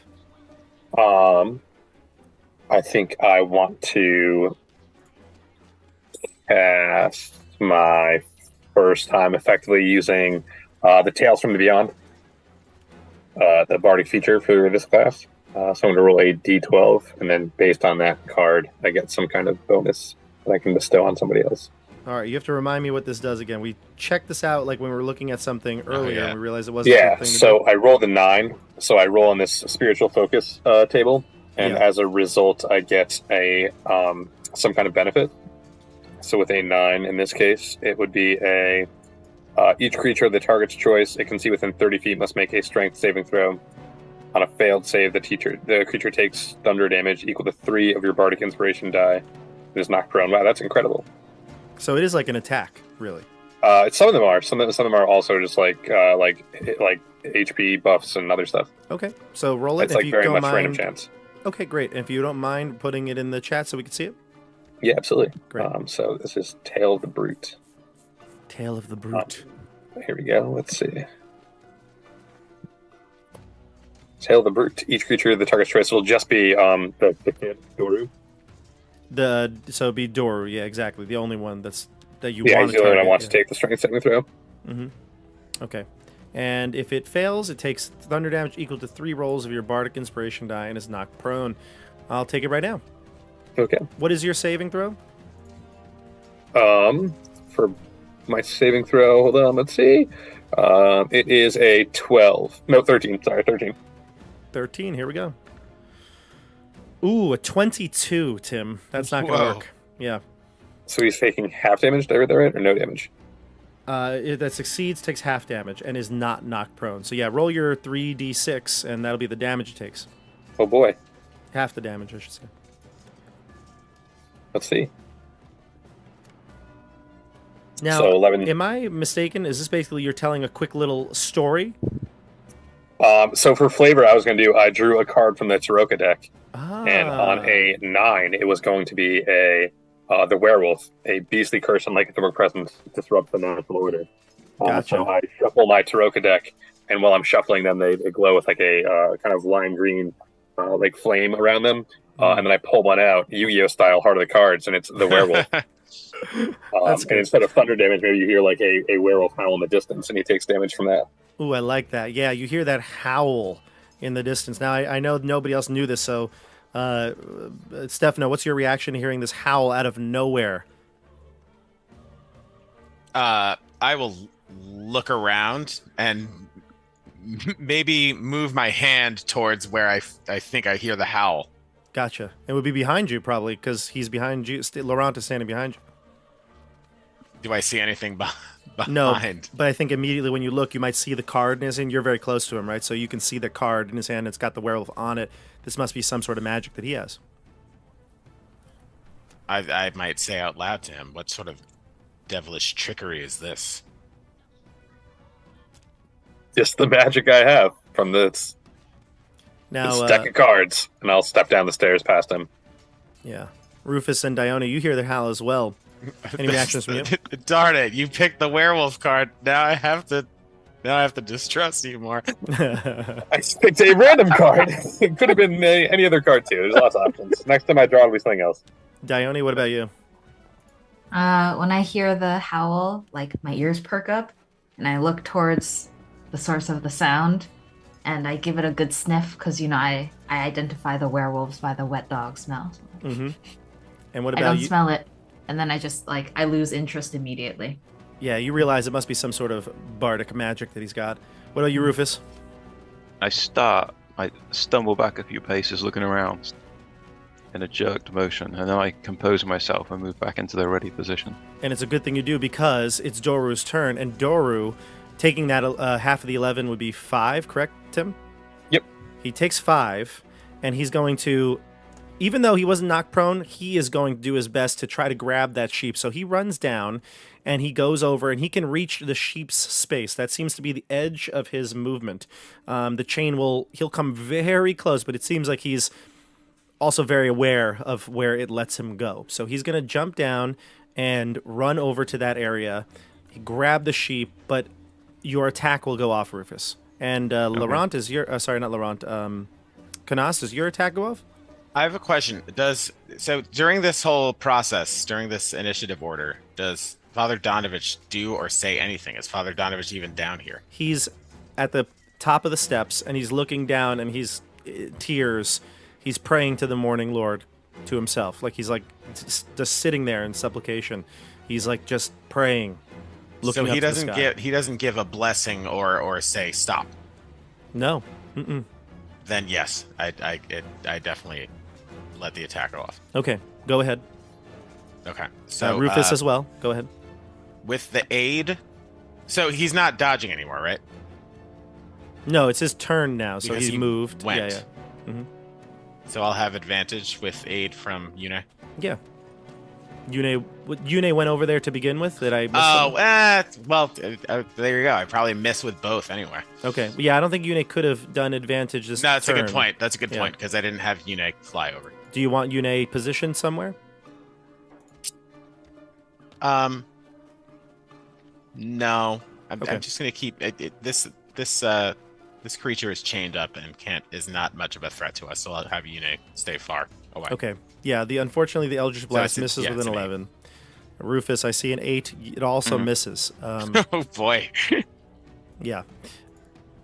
Now our good friend Doru, he's close. He's like he grabs the sheep, but like immediately, Rufus, you can see he smells the air looking at you. Fresh blood. Fresh blood, I need it. He tosses the sheep aside and he's gonna go for you and grab at you with his claws. What's your armor class? 14? 14, yeah. Rufus gets a 23. Oh, sorry, Rufus, a 23 against you. You take 5 slashing damage, and you need to give me a. Oh no, I'm sorry, it's not an escape. His claws like sink into your armor. He has grappled you. He's going to attempt to bite you now.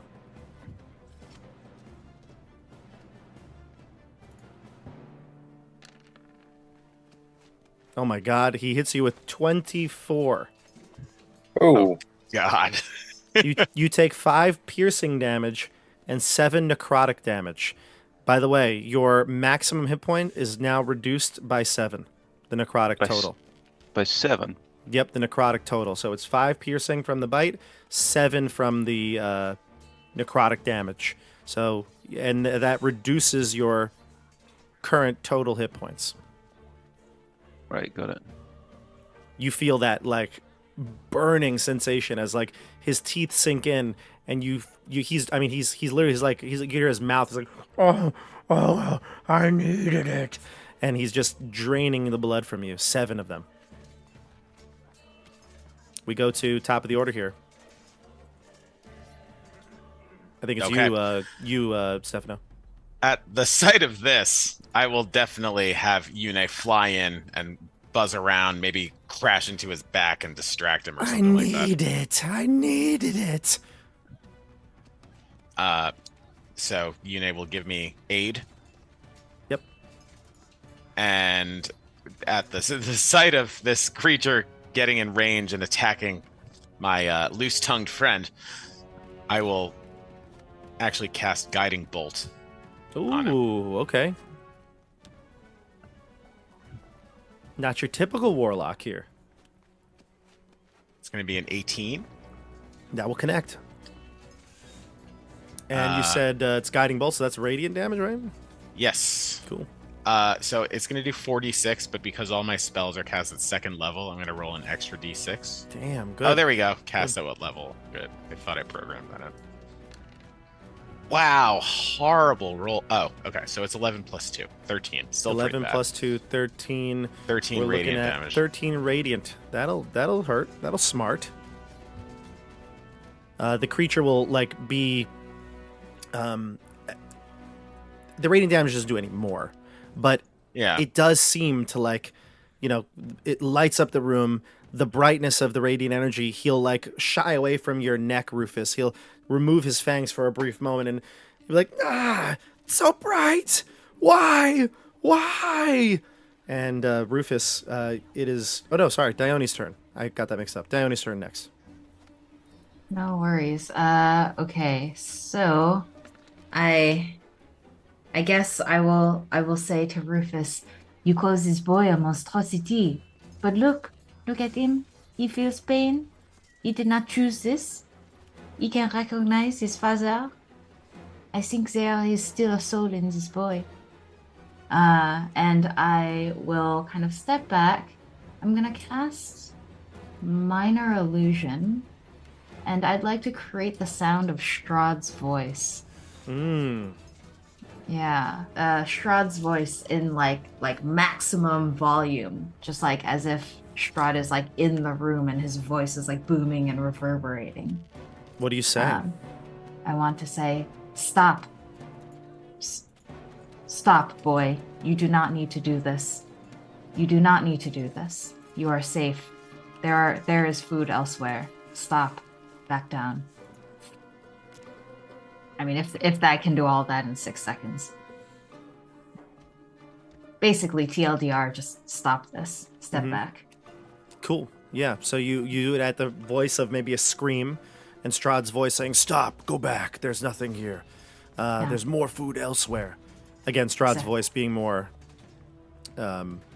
deep, brooding. Yes. But yes. Strahd-y. Yeah. All right. So that's fine. Okay. So you say this out loud. I'm going to make a saving throw for Doru. It is wisdom, correct, against illusion? A successful intelligence investigation check. Yes. So it has to be something he chooses to try to avoid. Gotcha. Okay. Yeah. Well, I did if roll. I did roll, and his intelligence is actually the same. So it's not going to make a difference. What's your saving throw? Or sorry, what's your DC that I need to meet? Is it? I think it's 15. I'm sorry. Where It's is just that? it would be 8. your intelligence plus your proficiency and 10. Oh, sorry, never 8, mind. 8. It's 13. Yeah, it's 13. So it's probably 3 plus 2 plus 8. Yeah. Okay. Yeah. So 8. He'll fail. And he'll take this to heart. He seems to like let go of Rufus, even though he had him grappled. Or, well, I guess it's not his turn yet, but he will look to let go of Rufus because feels like he's being commanded. We'll go to... now it will be Rufus's turn. He's still grappled to you, but he looks like he's getting ready to like push you away as the sound of Strahd boomed through the Undercroft. So to break the grapple and disengage, does that require a strength test? It does, and the DC is 13. But I'm going to be Okay. honest with you. If you attempt to break free, I will make it a success. But you'd have to attempt to break free, which takes your action. Well, I'll attempt to break free and back off him. Okay, so he'll let you go, and where do you move to? Gonna move here. So you back up towards Dione in the corner. I stagger back. Yeah. And you are bleeding. I mean, there's like blood just like oozing out of your neck. Yeah. Do you do anything else? Any bonus actions, or are you good? Lay on hands is a an full action, so I yeah. can't do that. Okay, no, I'm good. Okay. We go to Laurent. I want to cast Hex on Doru. Hex, you said? I couldn't hear you. Hex, yeah. Okay. Hex for is that something I need to make a saving throw against, or is it something that just happens? It's no saving throw. It's just like a passive. It's That's right. It's so yeah, it gives you a bunch of different benefits, right? Yeah, and Makes you can them have worse. disadvantage on Constitution saving throws. Yeah, you pick a save. Constitution you're taking? Yeah.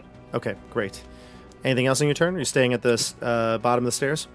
I'm going to stay nice and far back. Okay, great. That's it for me. All right, we go to Doru. He'll grab the sheep now and head backwards. Is Yune visible? Because you aided. Does that take away your invisibility, or is it just because it's not an Only attack? Within attack. Yeah. Okay. All right. Let's go to. I'll move Doru. He'll grab the sheep and go backwards into the darkness, and we'll go to top of the order here. Canas. Me again. Yeah. I look at everyone lollygagging and staggering back. And I just mutter, "Must I do everything myself?" And I blast him. Okay. Go for it. At his current position, though, you might need to move because right now he's got that pillar. It's providing just a little bit of cover. Okay. We're going to give him a +2 to his AC from where he's at and where you're at.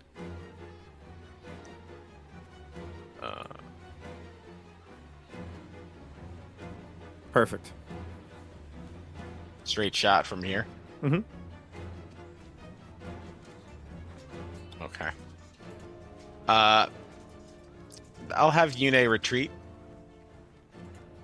I want Yune going directly into the depths of this creature's chained up lair. Eldritch Blast regular. Mm-hmm. That's a 17. That'll hit. Cool. Nice. That is, I literally have done 4 Eldritch Blasts, and 3 of them I've rolled a 1 on. Yep, you've done like 7 damage. I know. Okay. So that's going to be a 5? Yep. Okay. And I will use the rest of my movement to go back.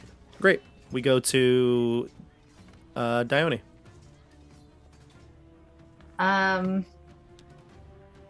Okay. I guess I will. What will I do? What will you do? What will I do? I guess, like, I'll stand there. I'm so sad. No. Donovich will enter the room, by the way, to make this decision even harder for you, Michelle. Donovich will come down the steps just about halfway, and he sees what's going on. He's like, my boy. Go ahead. I'm sure Oh, later for you. thanks. Perfect. Okay. I will say, Father, I think perhaps there is still hope. Perhaps. And I, You want to try to persuade him to call this off? Yeah. I mean, if that is possible, I will Sure. say, Father, I know your boy. He still knows you. He can feel pain. They're hurting me, Father. They're hurting me. I think there must be another way. There must be a cure or something. He comes down the steps, and he goes, You're right. You're right. Give me a persuasion check. All right. A 16. Okay, so here, just so you understand my mechanics here, what you said to him has very easily changed his mind. He's having second doubts. The roll was not to determine whether or not he will try to call it off. What you've said triggered that. However, you've inspired him even more. With that 16, you said? Yes. He goes, my boy, come here. And he steps into the area here. Oh, Look what you've done now. Oh boy, my boy. To tolerate evil is to be evil. Okay, so he's walking into the area. We go to, unless you have a bonus action or something, Michelle. No, perhaps this is not exactly what I meant. Oh boy. Okay, we can keep going. We go to Rufus. Oh, man. How far away am I from him? 5, 10, 15. By the way, we didn't skip Doru. I know that after, I think... No, we didn't skip Doru. He went back and hid, and then it was Canas. Michelle, yeah, okay. Go ahead. I've got to do this. 5, 10, 15. Can I grab him? Yeah. Do I need to grapple him, or will he come with me? He will not come with you, so you need to grapple him. Make a strength Alright, check. try Or athletics grapple check, him. excuse me, yeah. Yeah. Strength, athletics. Here we go. He rolled an 18 on the Oh my dice. god. I got, Strongest priest in I the got a world. 17. Oh my, exactly? Yeah. He's going to beat you. He doesn't have any bonuses, but it's straight 18. Okay, so I'm going to try and grapple, but my hands are going to slip and I'm going to fall backwards to here. I'm going to gasp back as he pushes me back. Man, Father Donovich is jacked. He's on pure adrenaline to try to help his son who's about to take a chunk out of his neck. You ever see, like the soccer or the NBA when they flop? Somebody just barely gets touched. That's what happened to Rufus. Yeah. Donovich barely touched Red him. card out. Rufus, Come on. No, I Rufus staggered like, back. oh Father my Dinos God. is like, no, and he's like, oh. Yeah. Rufus is just like, whoa! I gotta Rufus get is behind this. like, what happened to my 19 AC? He You hate to goes, see it. I slip and I fall back to here. I slipped. I tripped. 15 God. feet. That's great. Okay. Strongest slip in the world. We go It to didn't Tim. go according to plan. Tim. Um, Oh my God. yeah, I'm not gonna save Father Donovich, but I will cast heat metal on Doru's like a manacle shackle chain.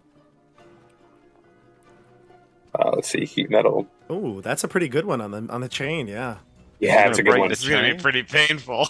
It's gonna be really painful, and it's a Constitution saving throw at 13, but he takes it. No, it's not a Constitution save. Never mind. Sorry, Oh, it's not. Uh-huh. It's what is it? It just does nothing. damage. It just does damage. That's awesome. Oh. Plus the D6 necrotic damage from the hex. Okay, roll it up. So that'll be 10 damage altogether. Powerful here. I like it. Powerful. He's like, oh, it's burning. It burns, Father. And then I can cause. It just goes for a minute, so for the like any bonus action in the future, I can use subsequently to keep burning him. Sounds good. Sounds good. So 10, and then we go to Doru. Doru goes, and he goes, yes, Father, come to me. I need you. And he's going to go and give his father a big hug. He Yikes. embraces him. It's actually kind of touching in a way. He slowly reaches out his hands, and his father's there, open arms. Come here, my boy. And he closes his arms around, and on the side of his neck, you can see Doru looking towards you, Rufus. And he looks at you, and you can see this devilish smile as he just goes, ah, and he sinks his teeth into his father here. We're going to go with the bites here. Donovich will try his best to get out of this. I'm not saying he's going to want to just let his son do this, but he's going to try his best to get out of it. Here we go. Regular attack with the bite. He's already grappled. That's a 19. He's going to hit Donovich for 8 piercing and 11 necrotic. So that's going to kill Donovich, I believe. That straight up kills him. Damn. You hate to see it. Sorry, Donovich. My bad. I'll look that up and make sure, but that's going to be Doru's turn. We're going to go to the top of the order. Canas, you're up next. Blast him. Our first NPC You death. know, and he's brilliant. distracted from killing his dad, so I'm gonna distract again. Let's see. What did I say he did? 19? Yeah. Yep. That's one more than he needed. He had 9 hit points, Donovich. That's a bummer. Donovich goes limp. His son is just draining his blood from his jugular. Thank God. Go ahead. Wow. 11. That is not going to hit, unfortunately. I feel like I have something that I can do. I don't know. I don't. My wife just walked down here. This is probably one of the most disturbing episodes for her to listen to. It's a different character. She's like right here. How we Well, doing? I We was doing all right? She's like, I'm going upstairs. Canas was deeply disturbed by this family reunion that he completely was off mark. Thank the devil, I should say, Doru said. Thank the devil. Oh, The God. devil, Strahd.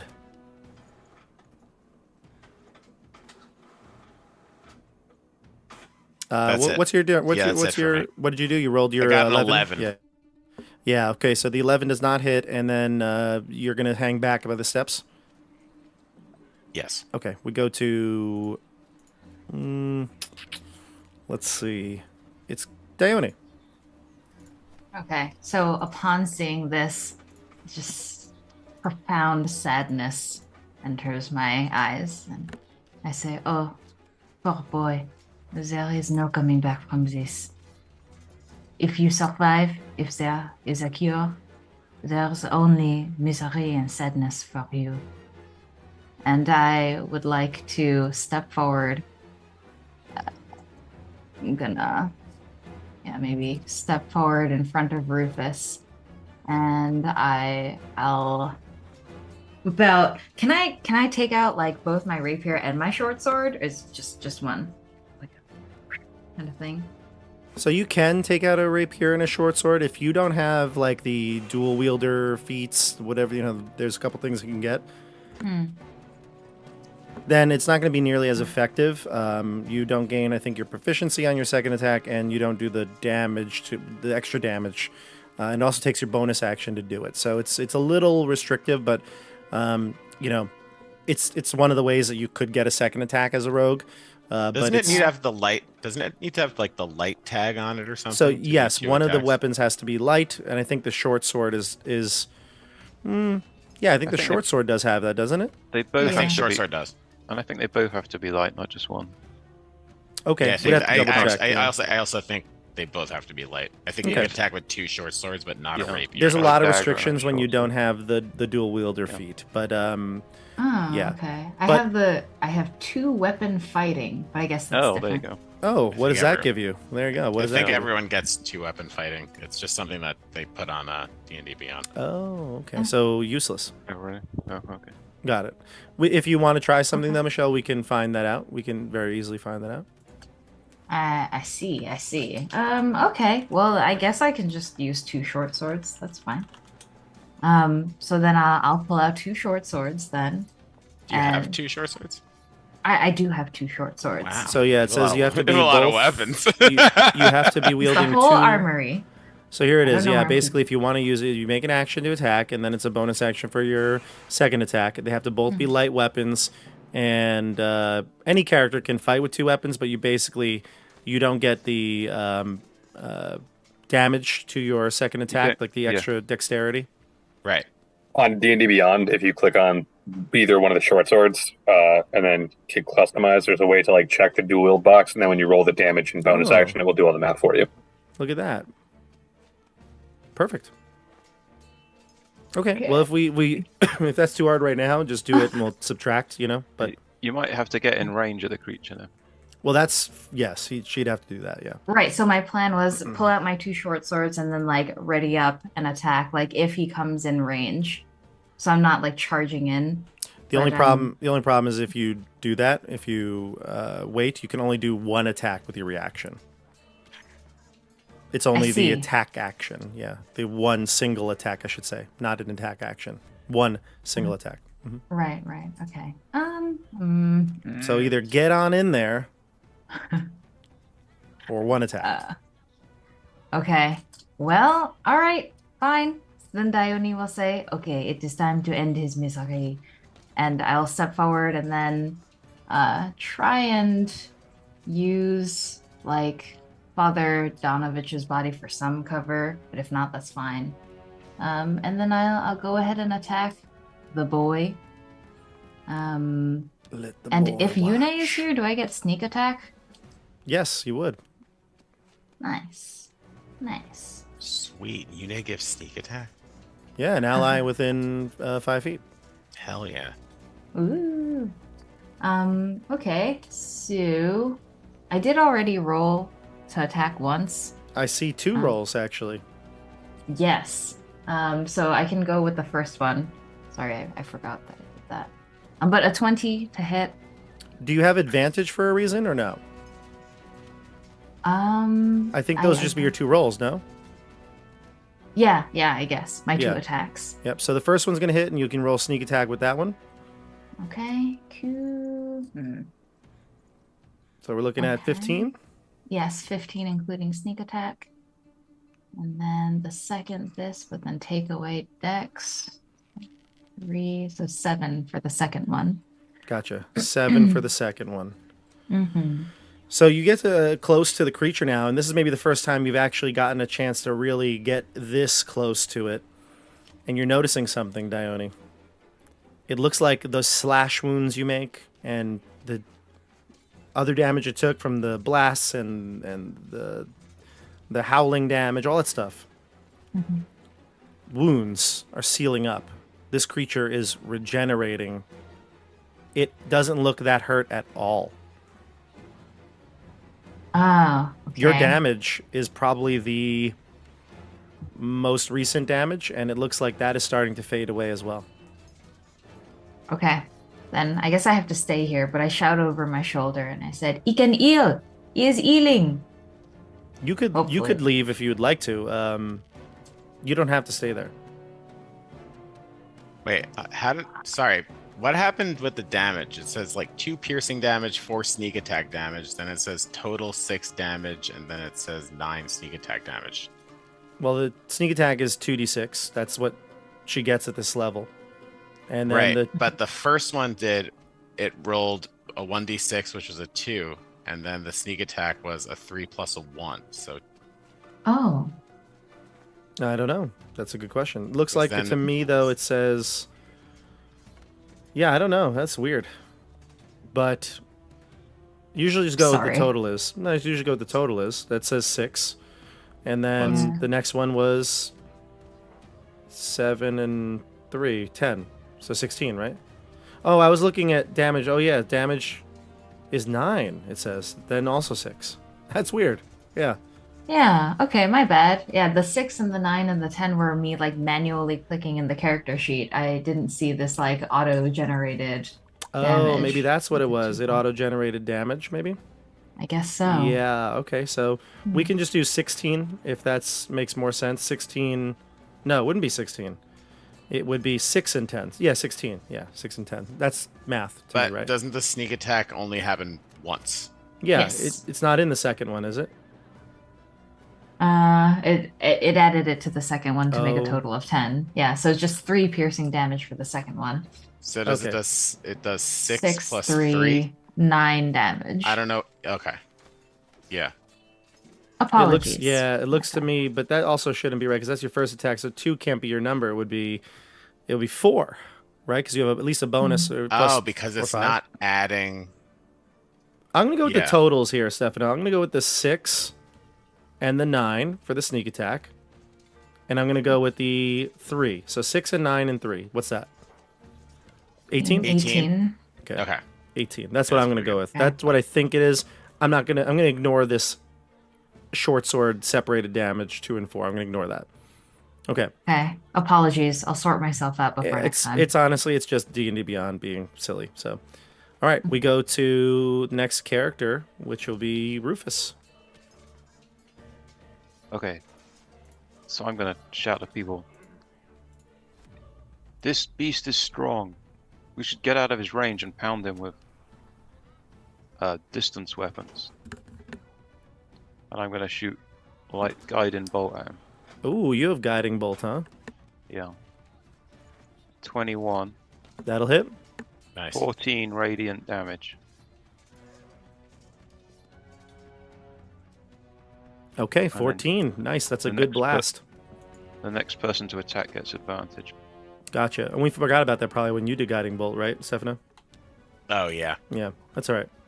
All right, we go to bottom of the order, Laurent.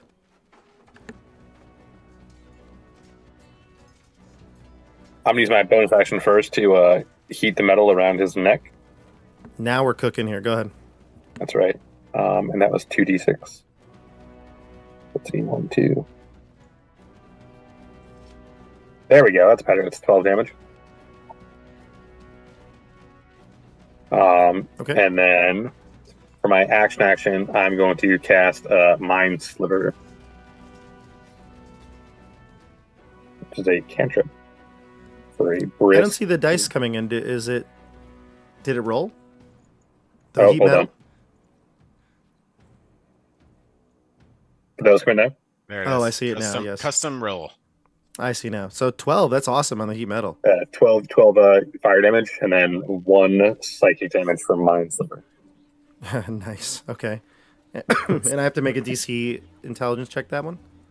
For Mind Sliver, yeah, intelligence check at 13, please. Okay, making it right now.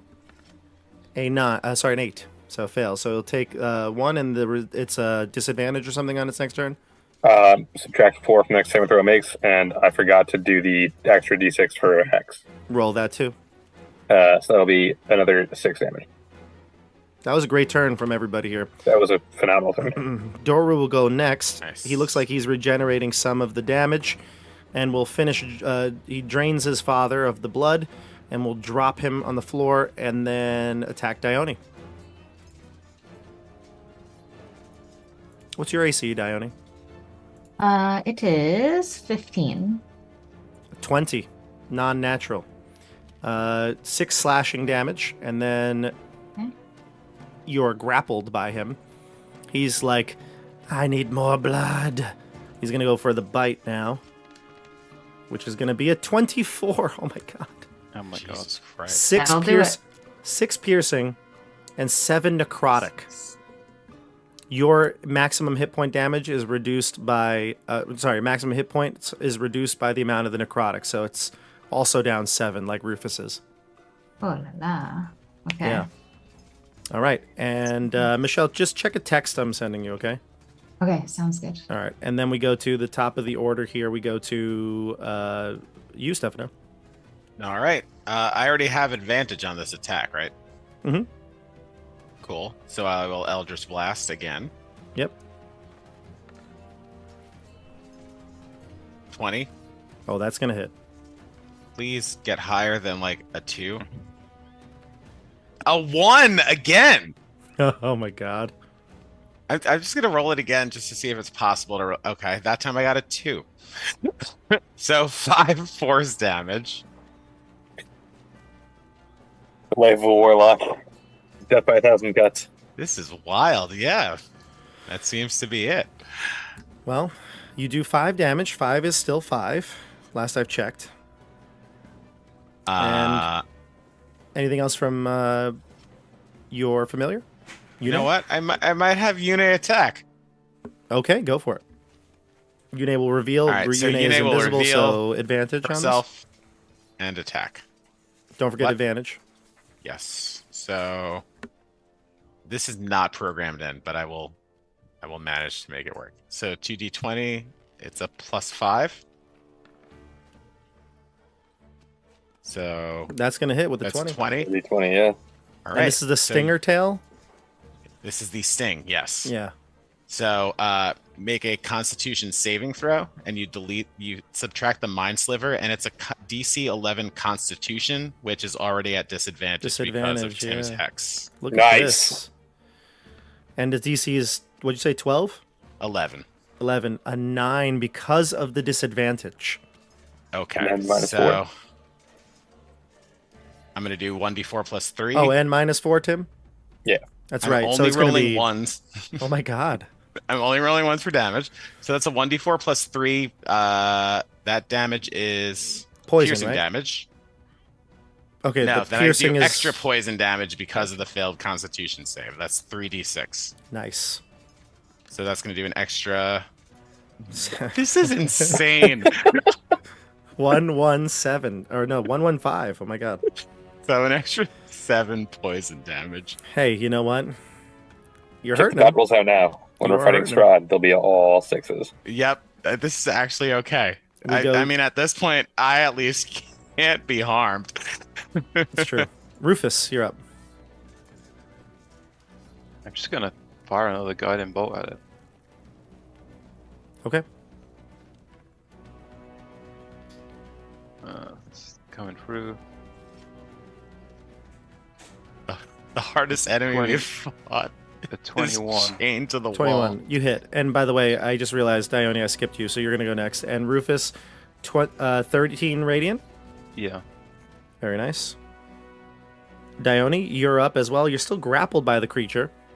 Yeah, so I'll try to get out of the grapple. I want to get away from him. His breath is kind of stanky. Yeah. Well, right now he's got his teeth sunk into your jugular. Oh, So you well, can I don't smell like him that. very intimately. No thanks. No thanks. Yes, so I'll try to like grapple or resist the grapple and get out. Go give me either acrobatics or athletics check. The DC is 13. Okay. Do athletics, and yeah, I get a big old 23. You escape. Yes. All right. Where do you wanna so go?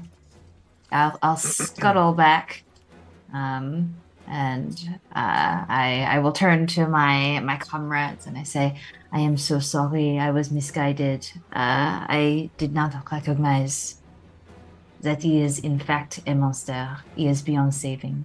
You are right. And I bow my head to Rufus. And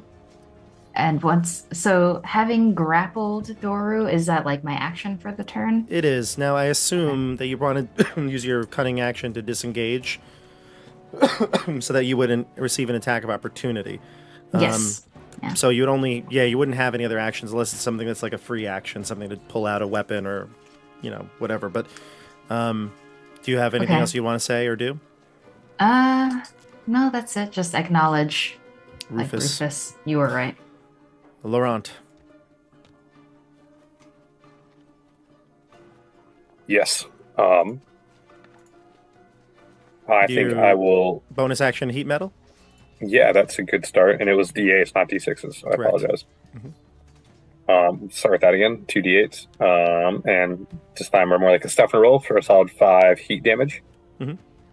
And then I think we're just going to stick with Mind Sliver because this thing, I have no desire to be anywhere near this thing at any point in time. Okay.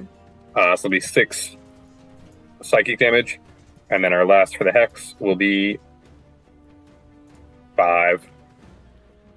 And it's going to fail the intelligence, so take 5 more and has -4 to its next save. Yep, so that's a total of 16 total damage that turn. Wow. Tim, don't worry about it's making a save next time. You killed Doru. How do you Thank kill God, because it was about to kill a unit. Yeah, it's not looking good Yeah, it was. for a bit there. That's why I So- will never go near a vampire. him? So you use this psychic action. So I imagine it's like racking his brain, right? And his picture is perfect for this because he's like grabbing at his head anyway. So he's like, my head. Father, they're killing me. Father, do something. And he'll like flail about until he realizes that this is it. He'll sink to his knees, grab at his head one more time, and then collapse on the floor and start to decay rapidly. Combat is over. I'm gonna march up to him and chop his head off with my longsword as it decays. Sure, absolutely. I just stand there and I quietly weep while looking at this scene. Poor boy, poor boy. Then I'm gonna chop off the father's head as well, just in case. Ooh. That really necessary? You hear the loud thud as the sword drives into the clay earth. And then Heads I'm are gonna severed. go over here and look at this sheep. Does it look like it's past it? Yeah, it's dying. Now I'm gonna shove my longsword into its brain to My God, finish just its pain. Is this all necessary? And I will say that as Laurent. It's suffering. Look at it, the poor thing. Rufus the Butcher. Rufus, perhaps burning would be a better way to kill to destroy these things. Yes, Although we should although I like the way you think when it comes to the undead. well, Donovich is never dead. be too sure. Donovich is dead. Doru is dead. Heads chopped off. Sheep decapitated. I'll turn around. Nose goes, I'm not telling Ismark and his sister. There was no glory to be found down here, but it needed to be done. Listen, as far as I know, Donovich tried to save his son and was killed by his son. That's all I saw. That is true. It was his destiny to die to end the evil. A glorious end. Perhaps it could have been avoided. And then I look at Dione. Ooh. She seems beside herself, doesn't she? Yes, gonna- I'm still weeping. I'm going to say we must work as a team, Dione. And I'm going to give her 5 lay on hand points. The first step towards working for a team is to pronounce people's names correctly. Dione. Dione. Dione. Uh, Isn't that right, Lauren T? If that's a glorious end for Father Donovich, I hate to see what could become of us. Lauren T. I like it. But Thank anyway, you for the life lesson, Canas. you get 5. You do get 5 hit points from me, so you feel slightly better. Yeah, you feel a little Thank you. better. Rufus. I'm Thanks, also going to give Rufus. myself 5 lay on hands points. Okay, that's fine. So out of combat stuff you could just do. You lay on hands if you want to gather anything you can. But you'll hear from the upstairs, you hear creaking of the floorboards. Ismark's voice, and he says, "Hello. Are we ready for this? Father Donovich, we need you." Father Donovich is dead. You come up the stairs and you see him in the chapel calling out, and he says, "What? What do you mean?" I walk upstairs. I don't have this conversation from below the stairs. You had And I no. say- You walked up. Yeah, I saw him in the No, in the okay, chapel. yeah, okay. He says, Father "What do you mean?" Donovich had a change of heart and tried to save his son, So it's true. Doru was still here. a vampire. Irina cannot know about this. She's just outside. He walks out the door to go with her. You compose yourselves. You come upstairs. What do you want to do?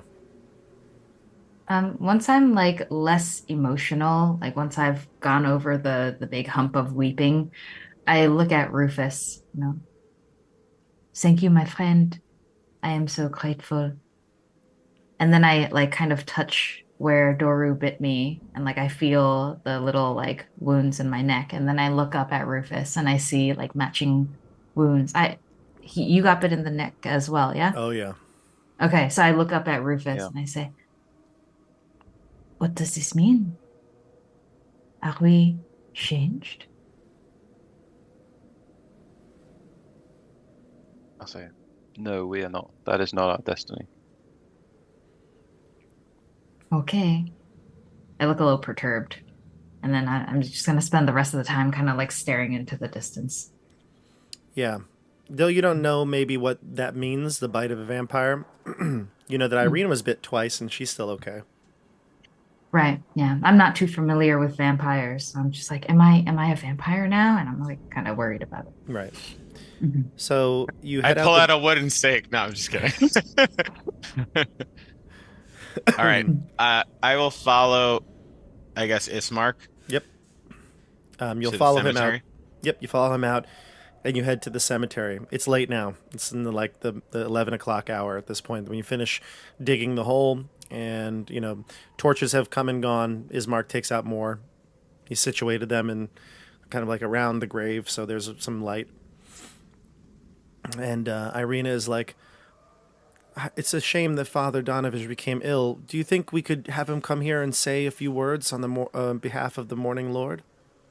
Ismark goes, "No, he's already asleep." He looks to you all and he says, "It's time. Help me lower the coffin in." I will do so. Who else? Yeah, I'll grab one of the straps or ropes, whatever we're using to lower and help lower it down. Sure. Likewise. You grab the coffin. I'm actually going to... No, I'm going to keep us here for a second. You pick up the coffin, the four of you. Irina and Rufus, I guess, are not participating in this, but the two watch on as the four of you grab each end of the coffin and bring it over to the, roughly 6-foot grave that they've dug, roughly 5.5 feet. You kind of lean the coffin up against a pile of dirt as you're preparing to do the big drop here. When you can see something coming, Rufus, because you're not really paying attention to this. You look off into the distance beyond the chapel, kind of towards like where the town is. You see eerie green light begin to suffuse the graveyard. This light, you see, emerges a ghostly procession. Wavering images of men and women toting great swords. Woodwise individuals with slender bows. Dwarves with glittering axes. and archaically dressed mages with beards and strange pointed hats. All of these ghostly apparitions march forth through the graveyard, their numbers growing by the second. Do we all see this, or is this strictly Rufus? You can all see it if he alerts you. He'll maybe like stand or I don't know how you would react, Rufus, but I'll say, look. there you go. Look. And you all look. And you see Look. these ghosts proceeding towards you. Are they seemingly the ghosts of Christmas I past? have no idea. I don't know. The ghosts of Christmas past. Time to leave. As Mark looks to you, and before he was about to lift and hoist the coffin down with all of you, he'll put his hand on top of the box and look to you and says, "There's nothing to be alarmed by. It's just the march of the dead." Is that not alarming where you're from? Because that's alarming where I'm from. Don't make me laugh. Sorry. He says, "No, it's not what you think." Have you seen this before? Irina says, "Every night." And they are harmless. "They are harmless," she says. And Ismark and her give each other a knowing glance.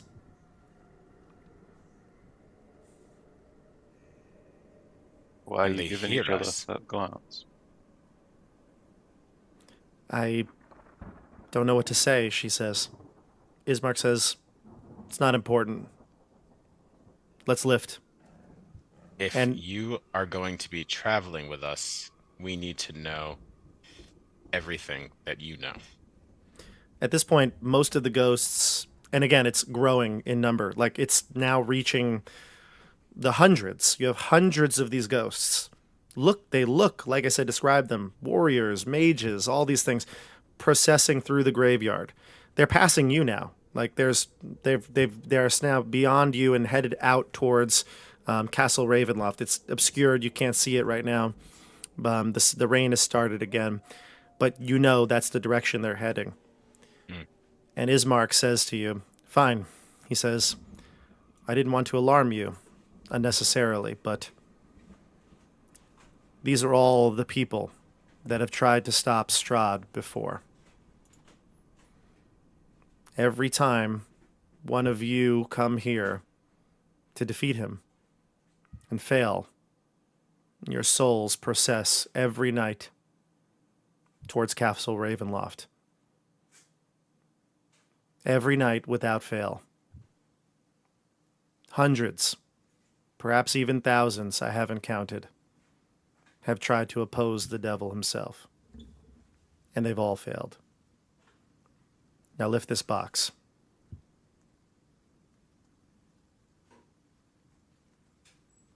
All right. He gets the box, bends at the knees, keeps his back straight, and lifts with the four of you. And you begin to lower the coffin of the burgomaster into the shallow grave. I'll Once it's say done- as we lower the box, Sure. Kolyan Indirovich, may the Morning Lord watch over you in death and beyond. And I will touch the top of just for flavor, I will touch the top of the coffin and cast a healing light. What does that do? It gives hit points, but I'm just doing it kind of more like for flavor. Okay. Because Irina was upset that Father what's his name again? Donovich. Father Donovich could not attend this ceremony. She says, "Thank you for the kind words. I would like to say something for my father as well." Ismark will nod, and he's getting ready to like shovel dirt in. She says, "Here in Barovia we gather." She looks at all of you. "A valiant band, mourning the departure of our father. While I was not blood, He raised me as his own. A protector. Lost to this haunting mists. I know that his absence will weigh heavily on me as my brother. But we need to be a light in this unspeakable darkness. Strahd's malevolence marks me. She grabs her neck again. The weight of his passing fills me with sorrow. But I must carry on my father's legacy. We must. She looks to Ismark, and he nods. Farewell, father. Your love remains eternally etched in my heart. And she'll step back, and Ismark starts to shovel dirt in. And it's at that point you hear in the distance the howl of a wolf. Clear this time, not from Tim's cards. And multiple wolves seem to join in with the howl as it carries on and lingers in the air. They all look around, and Ismark looks around. We must go. We must go. There's no time. You notice the mist are gathering. The procession of all of the ghosts are continuing. Line after line. Dozen after dozen passing you. They don't seem to take notice of anything going on. They're just walking. At the northern edge of the cemetery, you could see the mist creeping in. A heavy fog rolls towards you. And out of that mist, you can hear sounds, creatures approaching. You hear the footsteps. You hear the howls, the barking, the yipping. And then eventually, the mist will open up, and inside you can see about now 60 feet away, Strahd von Zarovich is here. The same man you saw earlier. Oy. He arrives. And he says, I did not think that I would see you all so soon. But here we are. No one was going to invite me to your father's funeral? I have known this man quite a long time. Ismark says, Run! We need to go! And he says, If you'd like to leave, you may, but you, Tatiana, you stay with me. And he looks to Irina. And we'll see you next week on Tabletop Up. For episode... Whoa. What episode is this? 5 next week? Whew, 5. Yeah. Wow, already? Wow. What an Feels like adventure. episode 1 was last week. Wow. What an adventure. Well, thank you for watching, everybody. It's 11 o'clock here on the East Coast. We're going to get going, but thank you again for tuning in. This was honestly a freaking awesome one. I think you guys rocked the role play, the whole Donovich thing. I can't wait to see what happens next week. Strahd is here again. He's back for another episode. Maybe he'll be back Yikes. for a third episode. Maybe he's just going to join the party. I don't know. We'll see. But we'll have to find out next time. Maybe we should join his party. Hey, you know what? That's probably true. Thank you again for watching, and check out all the links in the description. We will see you on the tabletop. Have a great night, everybody. And you know what? We got to do one thing here because we can't be in the mist forever. Here we are. Look at that. We're back in color. Ah, But now Oh, we'll thank see you goodness. next week. thank God. Have a good night. Whew. See ya. Bye.